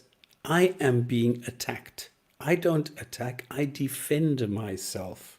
And I don't defend myself by killing people, by throwing people off a rooftop. I use words. And if that is an attack on religion, if a religion is not robust enough to withstand simply listening to my words, then it's not worth believing or being part of that religion. That's my way of seeing this. But the other thing is here, it's vital that, just after your highlight of it, it's vital that both Christian and Muslim religious leaders are aware of and capable of responding to the arguments of new atheism. If I were writing this book, I would be writing it and saying, hey, here are the most popular arguments that the new atheists have made, and here are effective rebuttals against them. So if you hear this from a new atheist, you could argue this. That would at least be something where we can then have a look at the responses and respond to the responses. I haven't read this book at all, by the way. Stops has gone through it. He hasn't told me about it. I don't think that's going to happen here. I could be wrong, but let's see if he actually responds with a refutation or what he thinks is a rebuttal against. Firstly, he'll have to highlight what the new atheist arguments are and then offer effective rebuttals against them. Yeah. And Baba Naira, if you write bullshit like this, why do you really expect forget it. What an idiot. Okay, new atheist scientific arguments against theism. So now he is saying that I have scientific arguments against theism. Theism is the belief that minimum one God exists. Now, what is I think that's the general, that's a global claim, but then you will get more what's called local claims, right? Claims of specific claims. Okay. And I think, so what you've highlighted there, new atheists view Darwinism as a means to almost disprove the existence of God. Well, I would say yes, in the sense that if the religious claim is that God created man and did X, Y, and Z, well, firstly, Darwinism doesn't address creation. It addresses the life. Once life had got started, how it then replicates and transforms over time. But if the claim is that man poofed into existence, then that is contrary to, quote, evolution. I wouldn't say Darwinism. That's an old sort of fashioned term anyway. So it depends how you look at this, because it doesn't Darwinism doesn't talk about creation, but it does give you scientific evidence for the evolution of humans and other species. And if the religious book says no, that evolutionary process did not happen and man poofed into existence in some miracle or magical way, then that would be then evolution would disprove that claim. But there are plenty of religious people, as you know, Stops, that fully accept evolution and don't think that it's an evidence against their God in any way. So Exactly. it depends who So you're this speaking is to. a double whammy, yeah. And then he goes against Richard Dawkins, says Darwin made it possible to be an intellectually fulfilled atheist. Now, that is very, very, very different. Okay, what Dawkins says, number one, I don't need to accept it. But I think in this case he's right, because Darwin shows that other than the claim that God is responsible for everything, there are instances where we can say, no. There are instances in nature where we can show how these things move along, how you get different species. What is the mechanism? How can you explain it? And this then means that you do not have to live in shame, in fear, or in self-doubt that you are doing something wrong, that you don't believe gods exist. But you know that there is an alternative answer which is totally cogent. And this then gives me the possibility to be intellectually fulfilled, that I don't need to be in shame or anything. I can say, well, sure, there are other alternatives. Whether they are true or not is a different story, but there are alternatives, so I don't have to go only according to one single opinion. And there he is 100% right. Yeah, and I think this intellectually fulfilled atheist, that's a subjective claim of Dawkins. That's fine. Yeah. I don't go around going, you know what, as an atheist, I'm unfulfilled. I just don't think about it. There's not a thought that comes through my mind. I'm okay with not knowing something. And if there is something that is currently we don't know as human beings, yes, it'd be quote unquote more fulfilling to have, a good answer that is backed by good evidence. But if there isn't, I don't go, oh my God, my life is unfulfilled because I don't have that answer. I accept that there's a limit to human endeavors at our current level of involvement, and that's what it is. So, but Dawkins is entirely fine to say that he feels more intellectually fulfilled as an atheist, and he could even potentially make an argument for that. That's fine. Yeah, and it's Darwin and Darwin alone. This is what Hijab claims, to articulate a cogent case against the argument from design. That is also not true. It's simply not true. Anyway, but then he says Darwin effectively disproves the strongest evidence for a designer through evolution. Okay, this is correct, because you don't need this external designer going through all the motions if you have evolution, which shows you that it is possible due to a natural process. Now, this is the main point now. Dawkins's arguments have been heavily refuted on philosophical grounds. Okay, correct. And I agree with this. And of course not. He is a biologist, not a philosopher. He is an applied scientist. He researches, he does the physical work. He is not a philosopher who thinks about things. And this is stupid if you go to an applied scientist and expect him to be perfect on philosophy as well. There are very, very few applied scientists who are also firm on philosophy. I only know one. I only know one because by chance he says he took a major in philosophy, and this is Professor Sean Carroll. Yeah, I think Harris has got a postgraduate in philosophy as well. That wasn't his main subject, but I think, and of course, Dennett he's a neuroscientist. He's a world-renowned philosopher of mind, and so Dennett is probably the strongest of the quote-unquote horsemen in terms of being a philosopher. And as you say at the bottom there, Grayling is obviously is quite a well-renowned philosopher as well. But the Darwin effectively disproves the stronger evidence for designer through evolution. Well, it depends what you mean by that, because there's many Christians at least, and certainly some more Muslims are coming along, sort of being dragged into the 21st century in the sense of if you believe that God lit the spark of the universe and everything after that is part of his grand design, and evolution is part of that, then it didn't disprove that. So if you have a Christian like like Francis Collins, Kenneth Miller, and many, many others who fully accept evolution, and most modern Christians that understand the topic do accept evolution, well, then obviously for them it doesn't um, disprove a designer. They will claim that the designer got the universe started and evolution was one of his methodologies. So it depends who you speak to. If you were to look at the book, I agree, a straightforward reading of the book disproves what the book, be it the Bible or the Quran, claims. But there's certainly people that have different views on whether they interpret the book straightforwardly or not. Yeah. And I saw just out of the corner of my attack and critique. The difference is that if I attack something, I just go for something that doesn't make any claims. If I critique Or maybe, something, then, Mhm. sorry, say? No, please, sorry, I keep interrupting you. No, I just want to say that if you critique something, that means you are presented with something, and then you go and look at what is being presented, and then you go and you address what is being said. Yeah, okay, so Baba, this is the first time that you've come here. Well, welcome to the chat. Obviously, everybody, we're not in charge of people, and you can take whatever subjective view you want. But again, along the lines of what Stops has said, I want to know from you, what is the difference between an attack and a critique from your point of view? And have you got an argument that would convince me that your opinion on that is in fact the case? Otherwise, I'm just going to say it's your subjective opinion as to what an attack is versus a critique. I could just say that everything is a critique, whether it's strong or forceful or quiet or thoughtful or whatever the case is.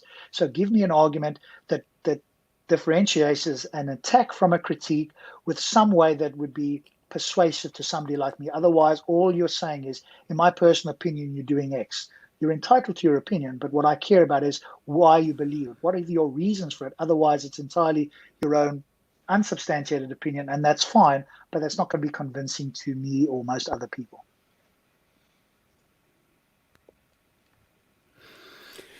Okay, Dawkins admits he's not a philosopher, and that is obvious. And the funny thing is, Dawkins' conclusions are shared who think of him as a colleague and fellow in the cause. And that is correct.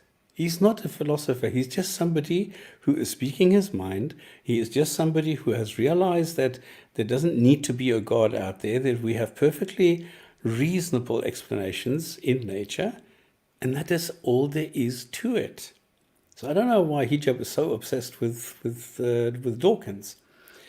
And then he goes into the uncaused cause as being necessary to break the infinite regress. No, grading has clearly said you do not need to have any kind of necessity. You can just say, I don't know, and that's it. So invoking Darwinism, I mean, I don't know where they get this Darwinism from. Subbu also does this all the time, where he says Darwinism is different to evolution or something. I mean, what a load of bullshit. Grading, okay, fine-tuning of the universal constants.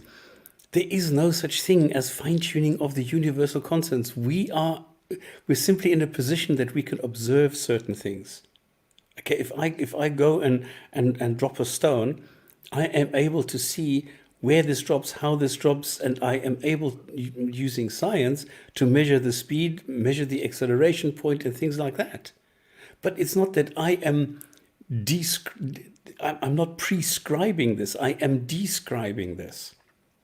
And just because we can describe these things doesn't mean that we are looking at this, that somebody prescribed this. No, we are in a universe which happens to have some universal constants, some we know, some we don't know, which enable the things that we see around us.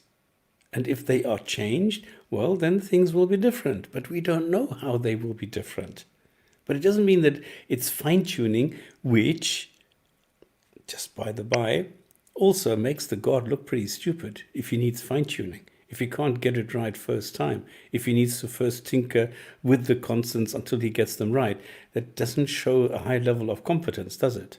So, anyway, so this is now Dawkins. And now it says Dawkins overt scientism. Now, I mean, he loves this word scientism. Now, scientism is something that I reject because scientism only means that everything, absolutely everything, can be explained by science and can only be explained by science. And that's bullshit. So I reject this. And I think so does Professor Dawkins. So to say here overt scientism is a false claim. Yeah, it also depends what you mean by scientism. I just had a quick look at the definition. Thought or expression regarded as characteristic of scientists. Well, I don't think that's what they mean. Excessive belief in the power of scientific knowledge and techniques. Well, what Yeah, does it mean to have excessive belief in the yeah, power of that's it? it. Scientism is the promotion of science as the best and only objective means by which society can determine normative and epistemological value. I'm not sure how Yeah. many, I've come across an atheist who says it's the only way. I think most atheists believe that it's the best way, certainly for empirical claims about the world around us. But I'm not aware of any atheists say that it's the only way. So again, you've got to speak to different atheists. And his disregard of philosophical and theological issues. He's a biologist, you stupid idiot. He's not a theologian and he's not a philosopher. He is a biologist. You know, like, oh my God, he fixed my car. He's a car mechanic. But he didn't work on the space shuttle. And he never worked on submarines. What the hell is your problem? There are people, I mean, you don't do anything properly. At least Dawkins does things properly. That is why he is highly regarded in his field. And then he goes to Michael Ruse, an atheist himself. Now, the funny thing is, I didn't know. He says Michael Ruse goes further than this, stating, I have written that it made me ashamed to be an atheist and blah, blah, blah. What caused God? The Archbishop of Canterbury.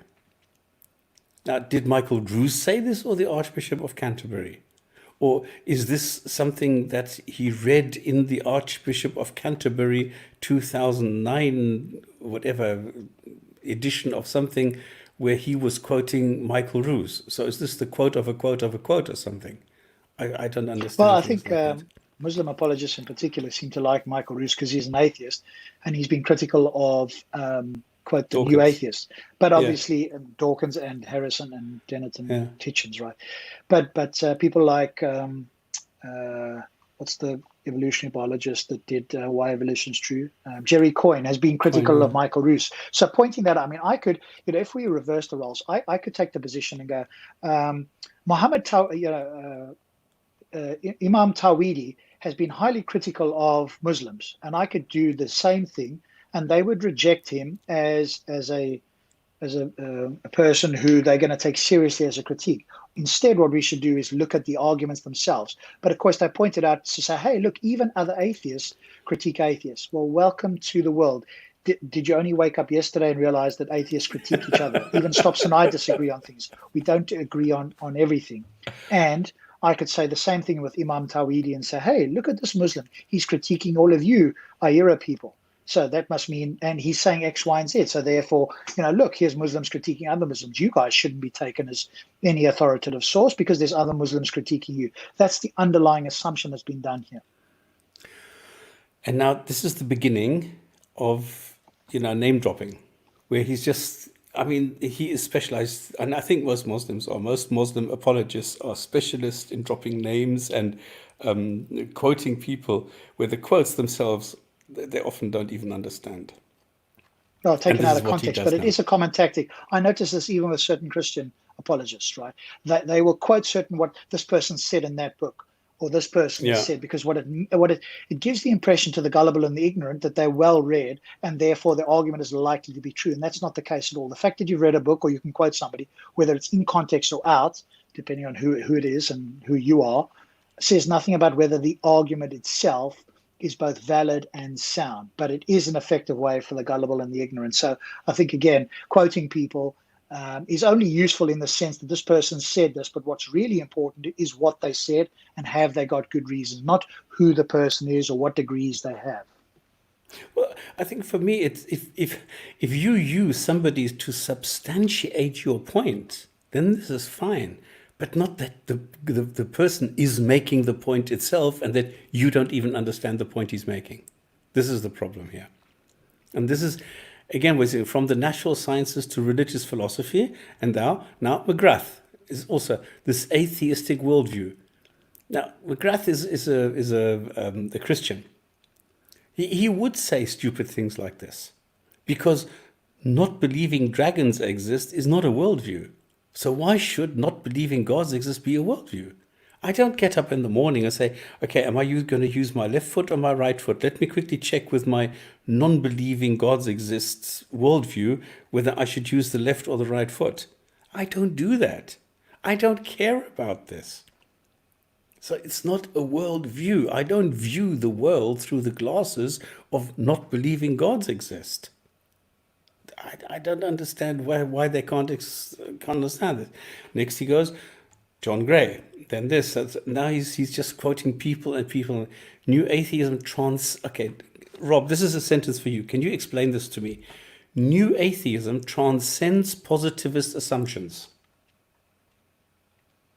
Where is that? I'm following you along here. Tedious rerun of the Victorian squabble, but the idea of religion Page consists 10. of a bunch of discredit.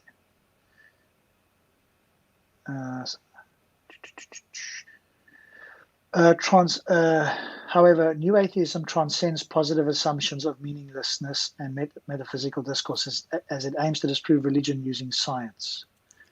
I'd have to look up positivist assumptions. Yeah, but I know that's a philosophical new term. atheism transcends. What transcending? What this word itself is for me the most meaningless creation in the world. Transcending. What the fuck is transcending? How can not believing gods transcend? I mean, transcend just means going through.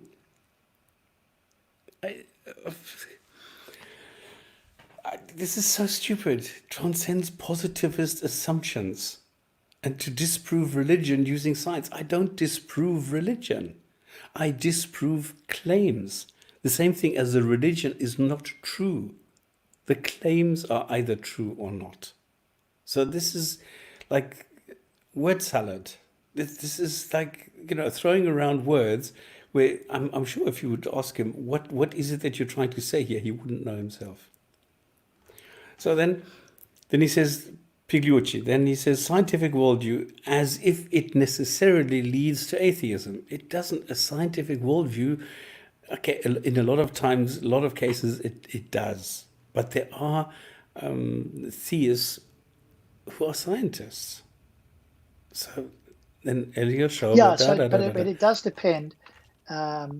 Well, it wouldn't necessarily lead to atheism if you take a particular interpretation. But if the Bible or the Quran say X, you believe those are books of God, and you believe they accurately represent reality, and a straightforward reading contradicts science, then in that case, science would necessarily lead to atheism because you would have to disbelieve those books. Or you'd have to take the books as being correct and science as being wrong. But if you were so again, I think this is a gross generalization because there are theists who will look at it and say it doesn't contradict science, and they will then give you an interpretation of the Bible or the Quran that reflects modern science. Now, they have to do some contortions to do that, but they'll walk away feeling like they've done that successfully. I think you and I would take a straightforward reading because that's the way the book seems, and I think it's the burden is on them to show that their sort of dancing version of their interpretation requires a lot more heavy lifting than a straightforward reading.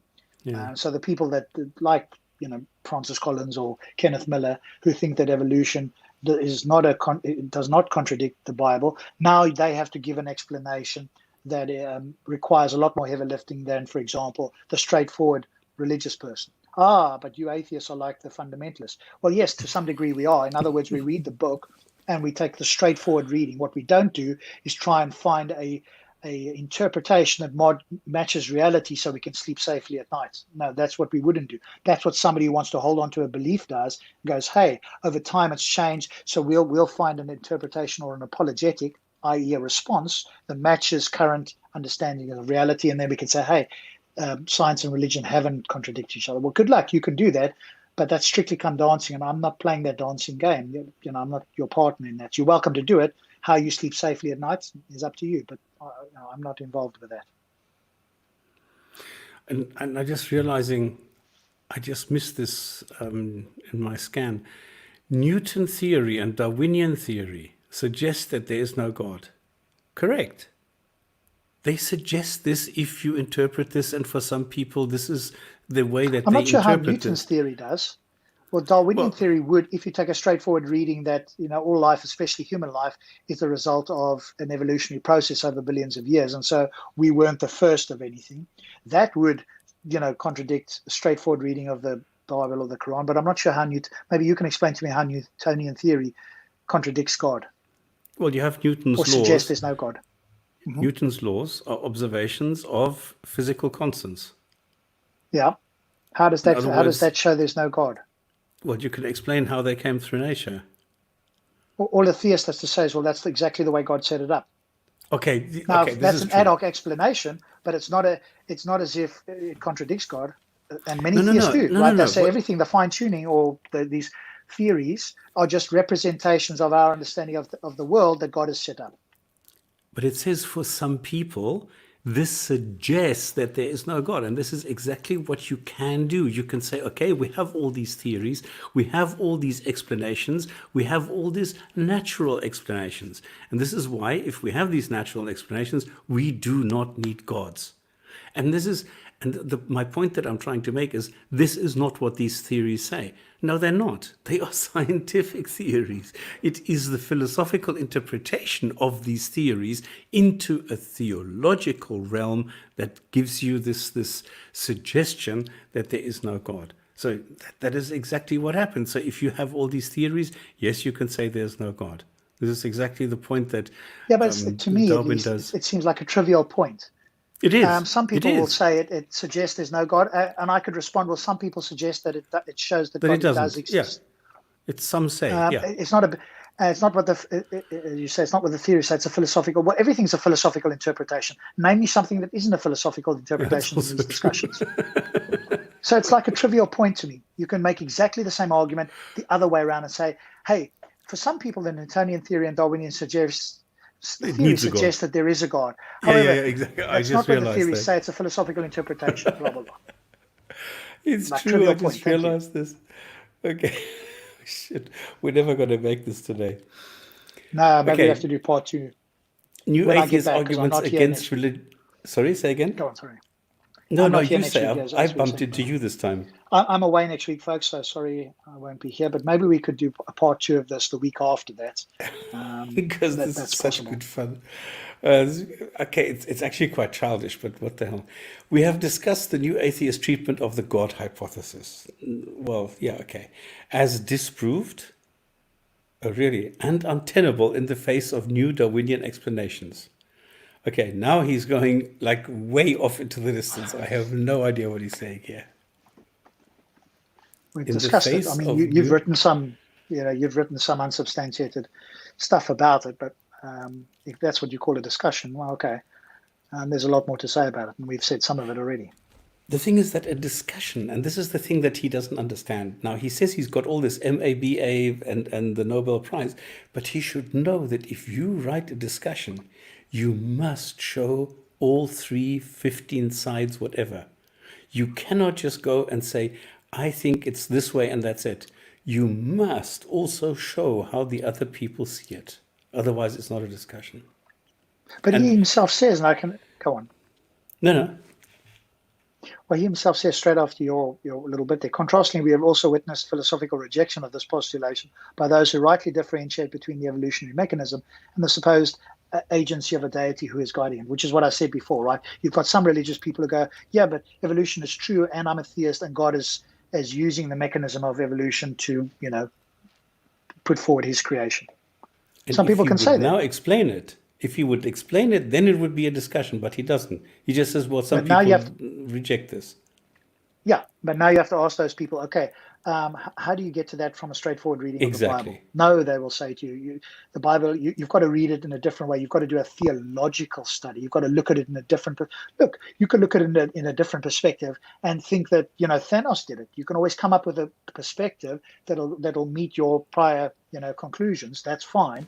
But you've got a lot more heavy lifting than the person who reads a straightforward book and says, hey, you know what? The earth is 6,000 years old and God created everything at that moment in time. That person, to me, is far more in line with a straightforward reading of the Bible than the people who are, quite, sophisticated, which is a translation for, hey, we're going to find some jargon or some way to make this fit modern science so we sound like science and religion don't contradict each other, and then we'll pat each other on the back and feel intellectually satisfied. You can do that. That's just, it's not effective to anybody else that's paying close attention and is looking at the book straightforwardly. Yeah. And he says this begs the question. I think he doesn't understand what begs the question actually means. But that's and then he says, has religion itself been disproven?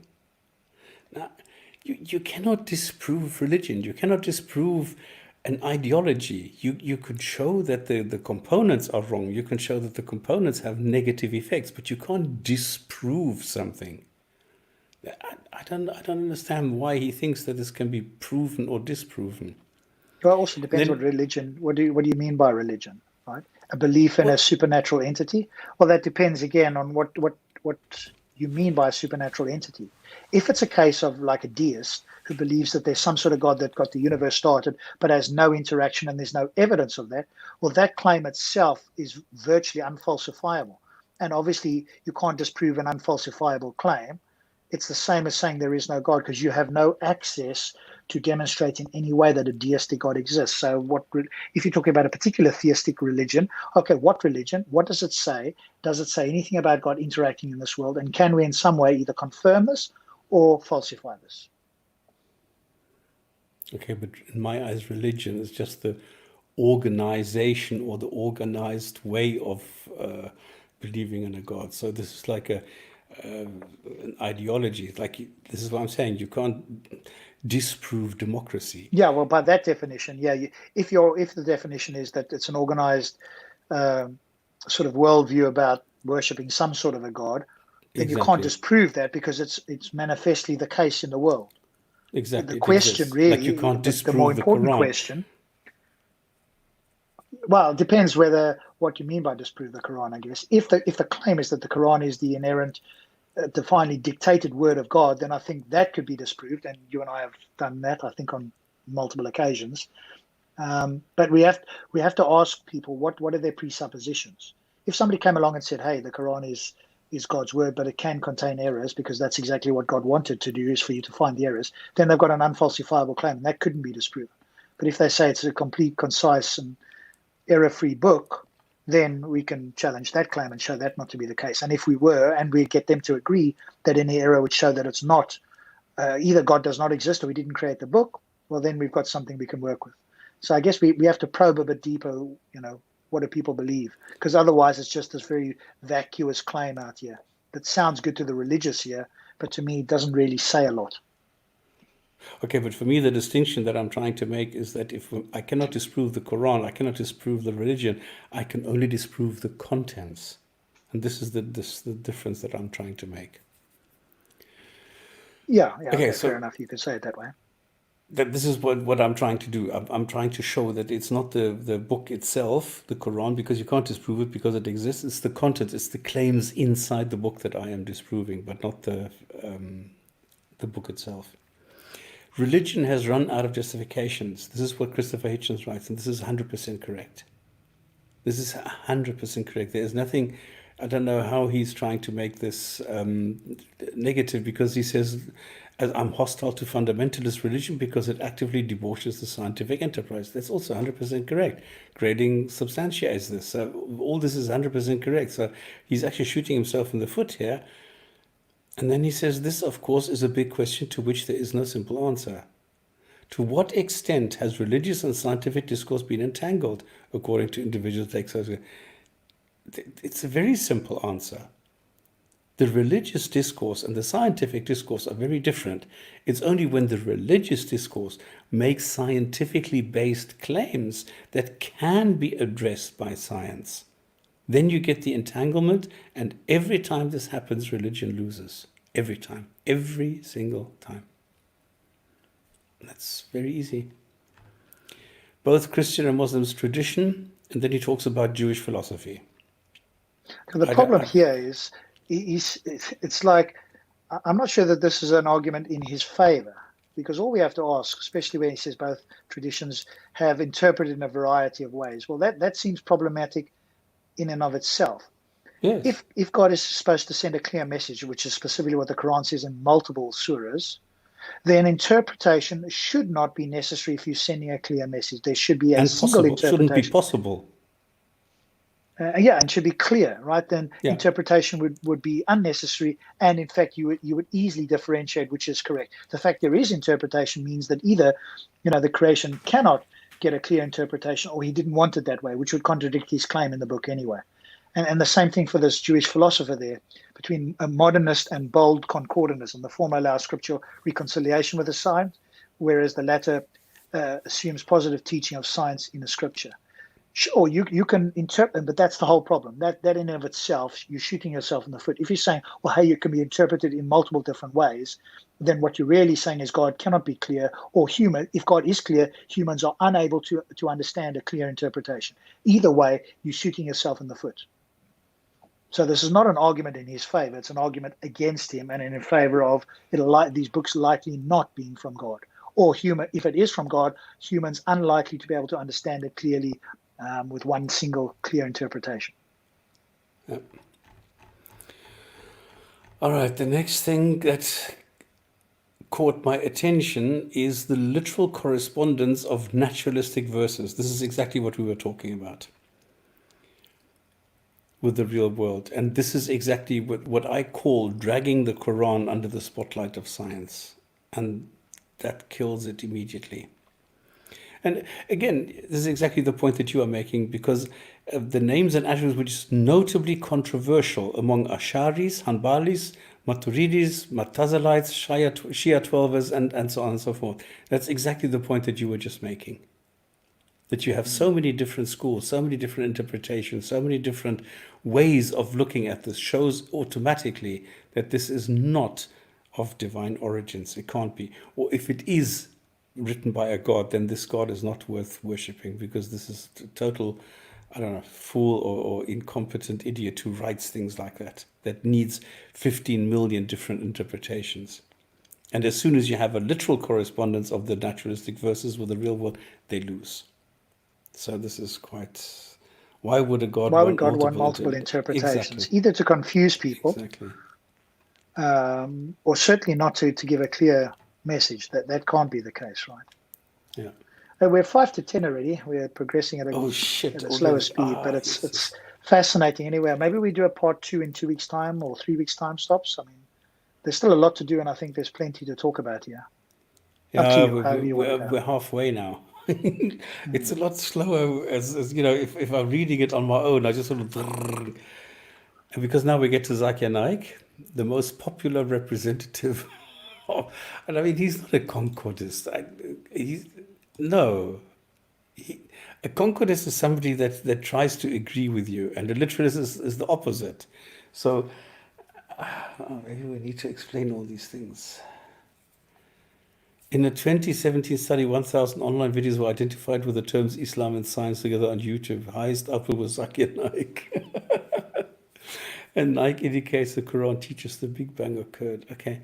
Should we close it then and do... Yeah, I mean, to me, I'd be writing this as a refutation against, the Islamic claims. If you have multiple interpretations, either God could not or did not want to provide a clear indication to rational human beings of a message, then it would be trivially easy to show that either Zakir Naik is wrong or some other interpretation is wrong, or they're all wrong and somebody else is right. The fact that they have all of these, it's like you're making an argument against yourself. You're not making an argument in favor of, or you're not making an argument against new atheism or scientific deception by pointing out this. You're actually making an argument against your own position, it seems to me. Unless there's some conclusion that he's coming to later on, which we haven't got to, for which this is all building up. But this is certainly, I would bring this up against him, but it seems he's bringing it up. But I don't see the relevance if he's trying to show that scientific deception by the new atheists by pointing out Zakir Naik and others, and there's all these interpretations. That's an argument against his position, not in favor of it, or certainly not against scientific deception.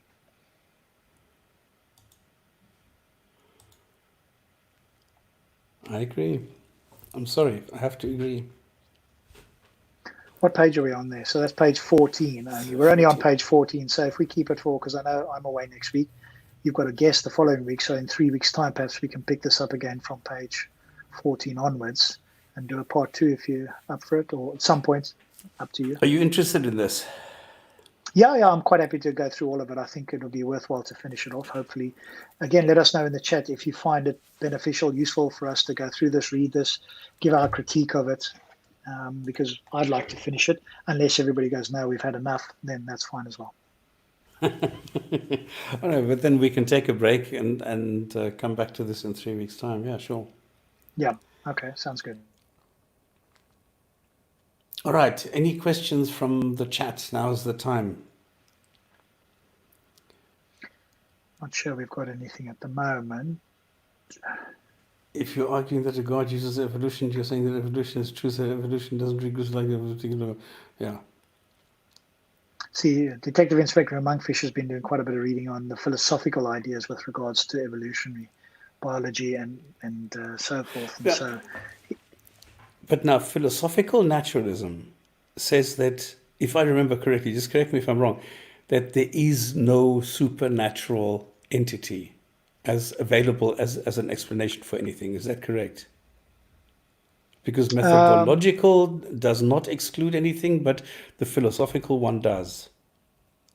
yes, the philosophical one is that they start with the premise, if I understand it correctly, that there is no God. So they start from the default position that there is only the natural, whereas a methodological, in principle, and whereas a methodological says that science doesn't investigate the supernatural, but there's nothing in principle that science cannot investigate if the supernatural gets involved, like Sean Carroll talks about.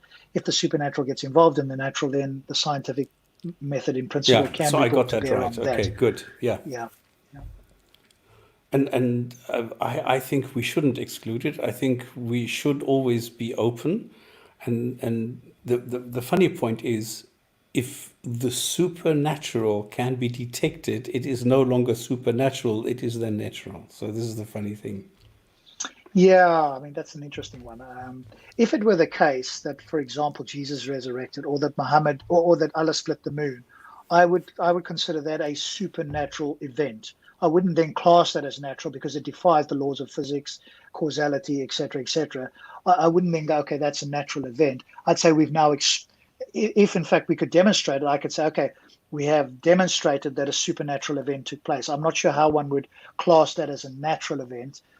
If again, it depends what you mean by natural, I guess. So that we'd have to ask, what the definition is. But Jesus resurrecting, the moon being split, would be supernatural, i.e., they defy everything we understand about the natural world. In which case, that to me would be a supernatural claim. But again, if somebody else has a different definition, I could understand how maybe they might, say that differently.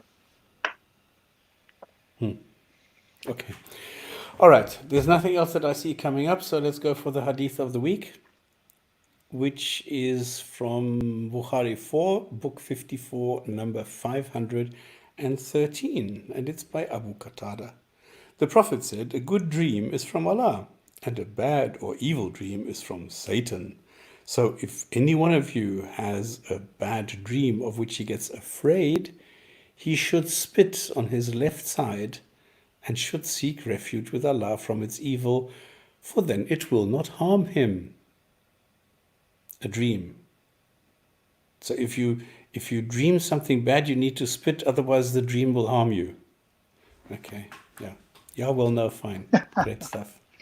I mean, all of these sort of things are just from people in the desert that were absolutely clueless, that just made shit up, and seemingly nobody, or at least at that time, maybe there were. That might be unfair of me, but some people just didn't question it. Whatever nonsense somebody came up with, they went, "Ooh, that's profound." Yeah.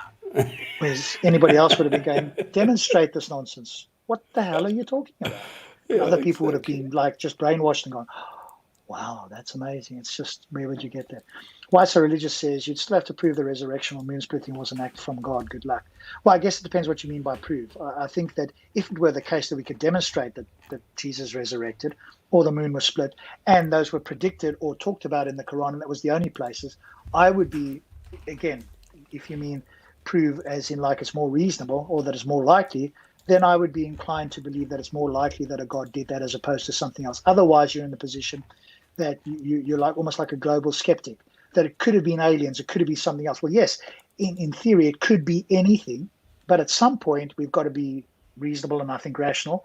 And I would be persuaded if these things were uniquely described in a particular theological book and we could demonstrate it, that would move me closer towards that being more likely to be true than not.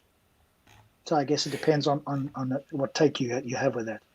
Because we Yeah, but always I ask for think empirical evidence, but then we can't, if we're going to ask for empirical evidence, then we've got to be intellectually honest enough and say, hey, if it were the case, would that persuade us or at least move us in that direction? And for me, yes, it would. I think if you're going to say no, it wouldn't, then asking for, sort of evidence, I don't know that would be helpful. Because if you're not going to believe it or you're going to be a global skeptic to any evidence that's presented to you, I think a theist could rightly say, well, what's the point of presenting evidence? You're going to deny anything I bring you. And that would, I wouldn't go down that route.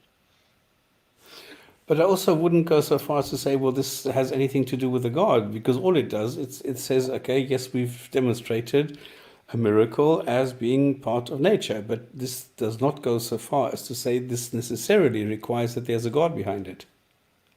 Okay, but then I'm just thinking if you're going to go that route, then it's like a global skeptic route, because then there's no claim that would ever, in your mind, potentially demonstrate that a God exists. For me, if you could demonstrate that a miracle did in fact happen, I'm more likely I'm going to be moved along my level of persuasion towards a God if it were to be shown to be a miraculous claim, i.e. something that defies the laws of physics or our understanding.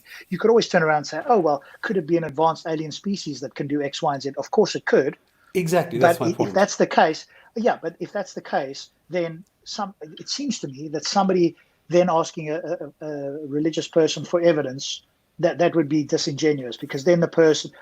So if I played the theist to somebody like that, I'd say, okay, can you tell me what evidence would persuade you? And now the burden is on the atheist or whoever's denying it or the global skeptic to present something that they would accept. Otherwise, it's pointless speaking to that person.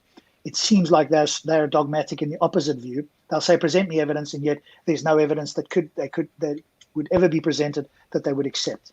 I'm not of that view. I think that if there were evidence, that would move me along the persuasion line. Depends what the evidence is, but if it was something supernatural, I'd be okay, that's more likely that a God did that than it was natural causes. And if somebody says, well, it could be aliens, I'm going, yes, that's always possible. But if it's specifically predicted that it's a supernatural event in a particular book, and we can show that, I'm moving towards that being more likely to be the case than aliens or some other ad hoc explanation. I could be wrong. Somebody else could have a different view. But I think if you don't have that and you're a global skeptic, then a theist could just dismiss you as somebody who is not going to accept anything. So why would they ever speak to you? Okay. All right. I'm going to end the broadcast now. So if people leave, please, on the way out, leave us a thumbs up. Thank you very much. Thank you, Rob. Thank you very much, chat people. And we will see you either on Discord or next week on Friday. Thank you, guys. Yeah, Good night. before we go, I will miss you next week. As I say, I'm on holiday, so I'll be back the week after. So enjoy next week. Hopefully we have Thunderous with us. We might pop on Discord. I might only be on for a while. And we'll see you again next week. Thanks so much, Stops. It's been interesting and a pleasure. And I'll see you in 2 weeks' time. See you.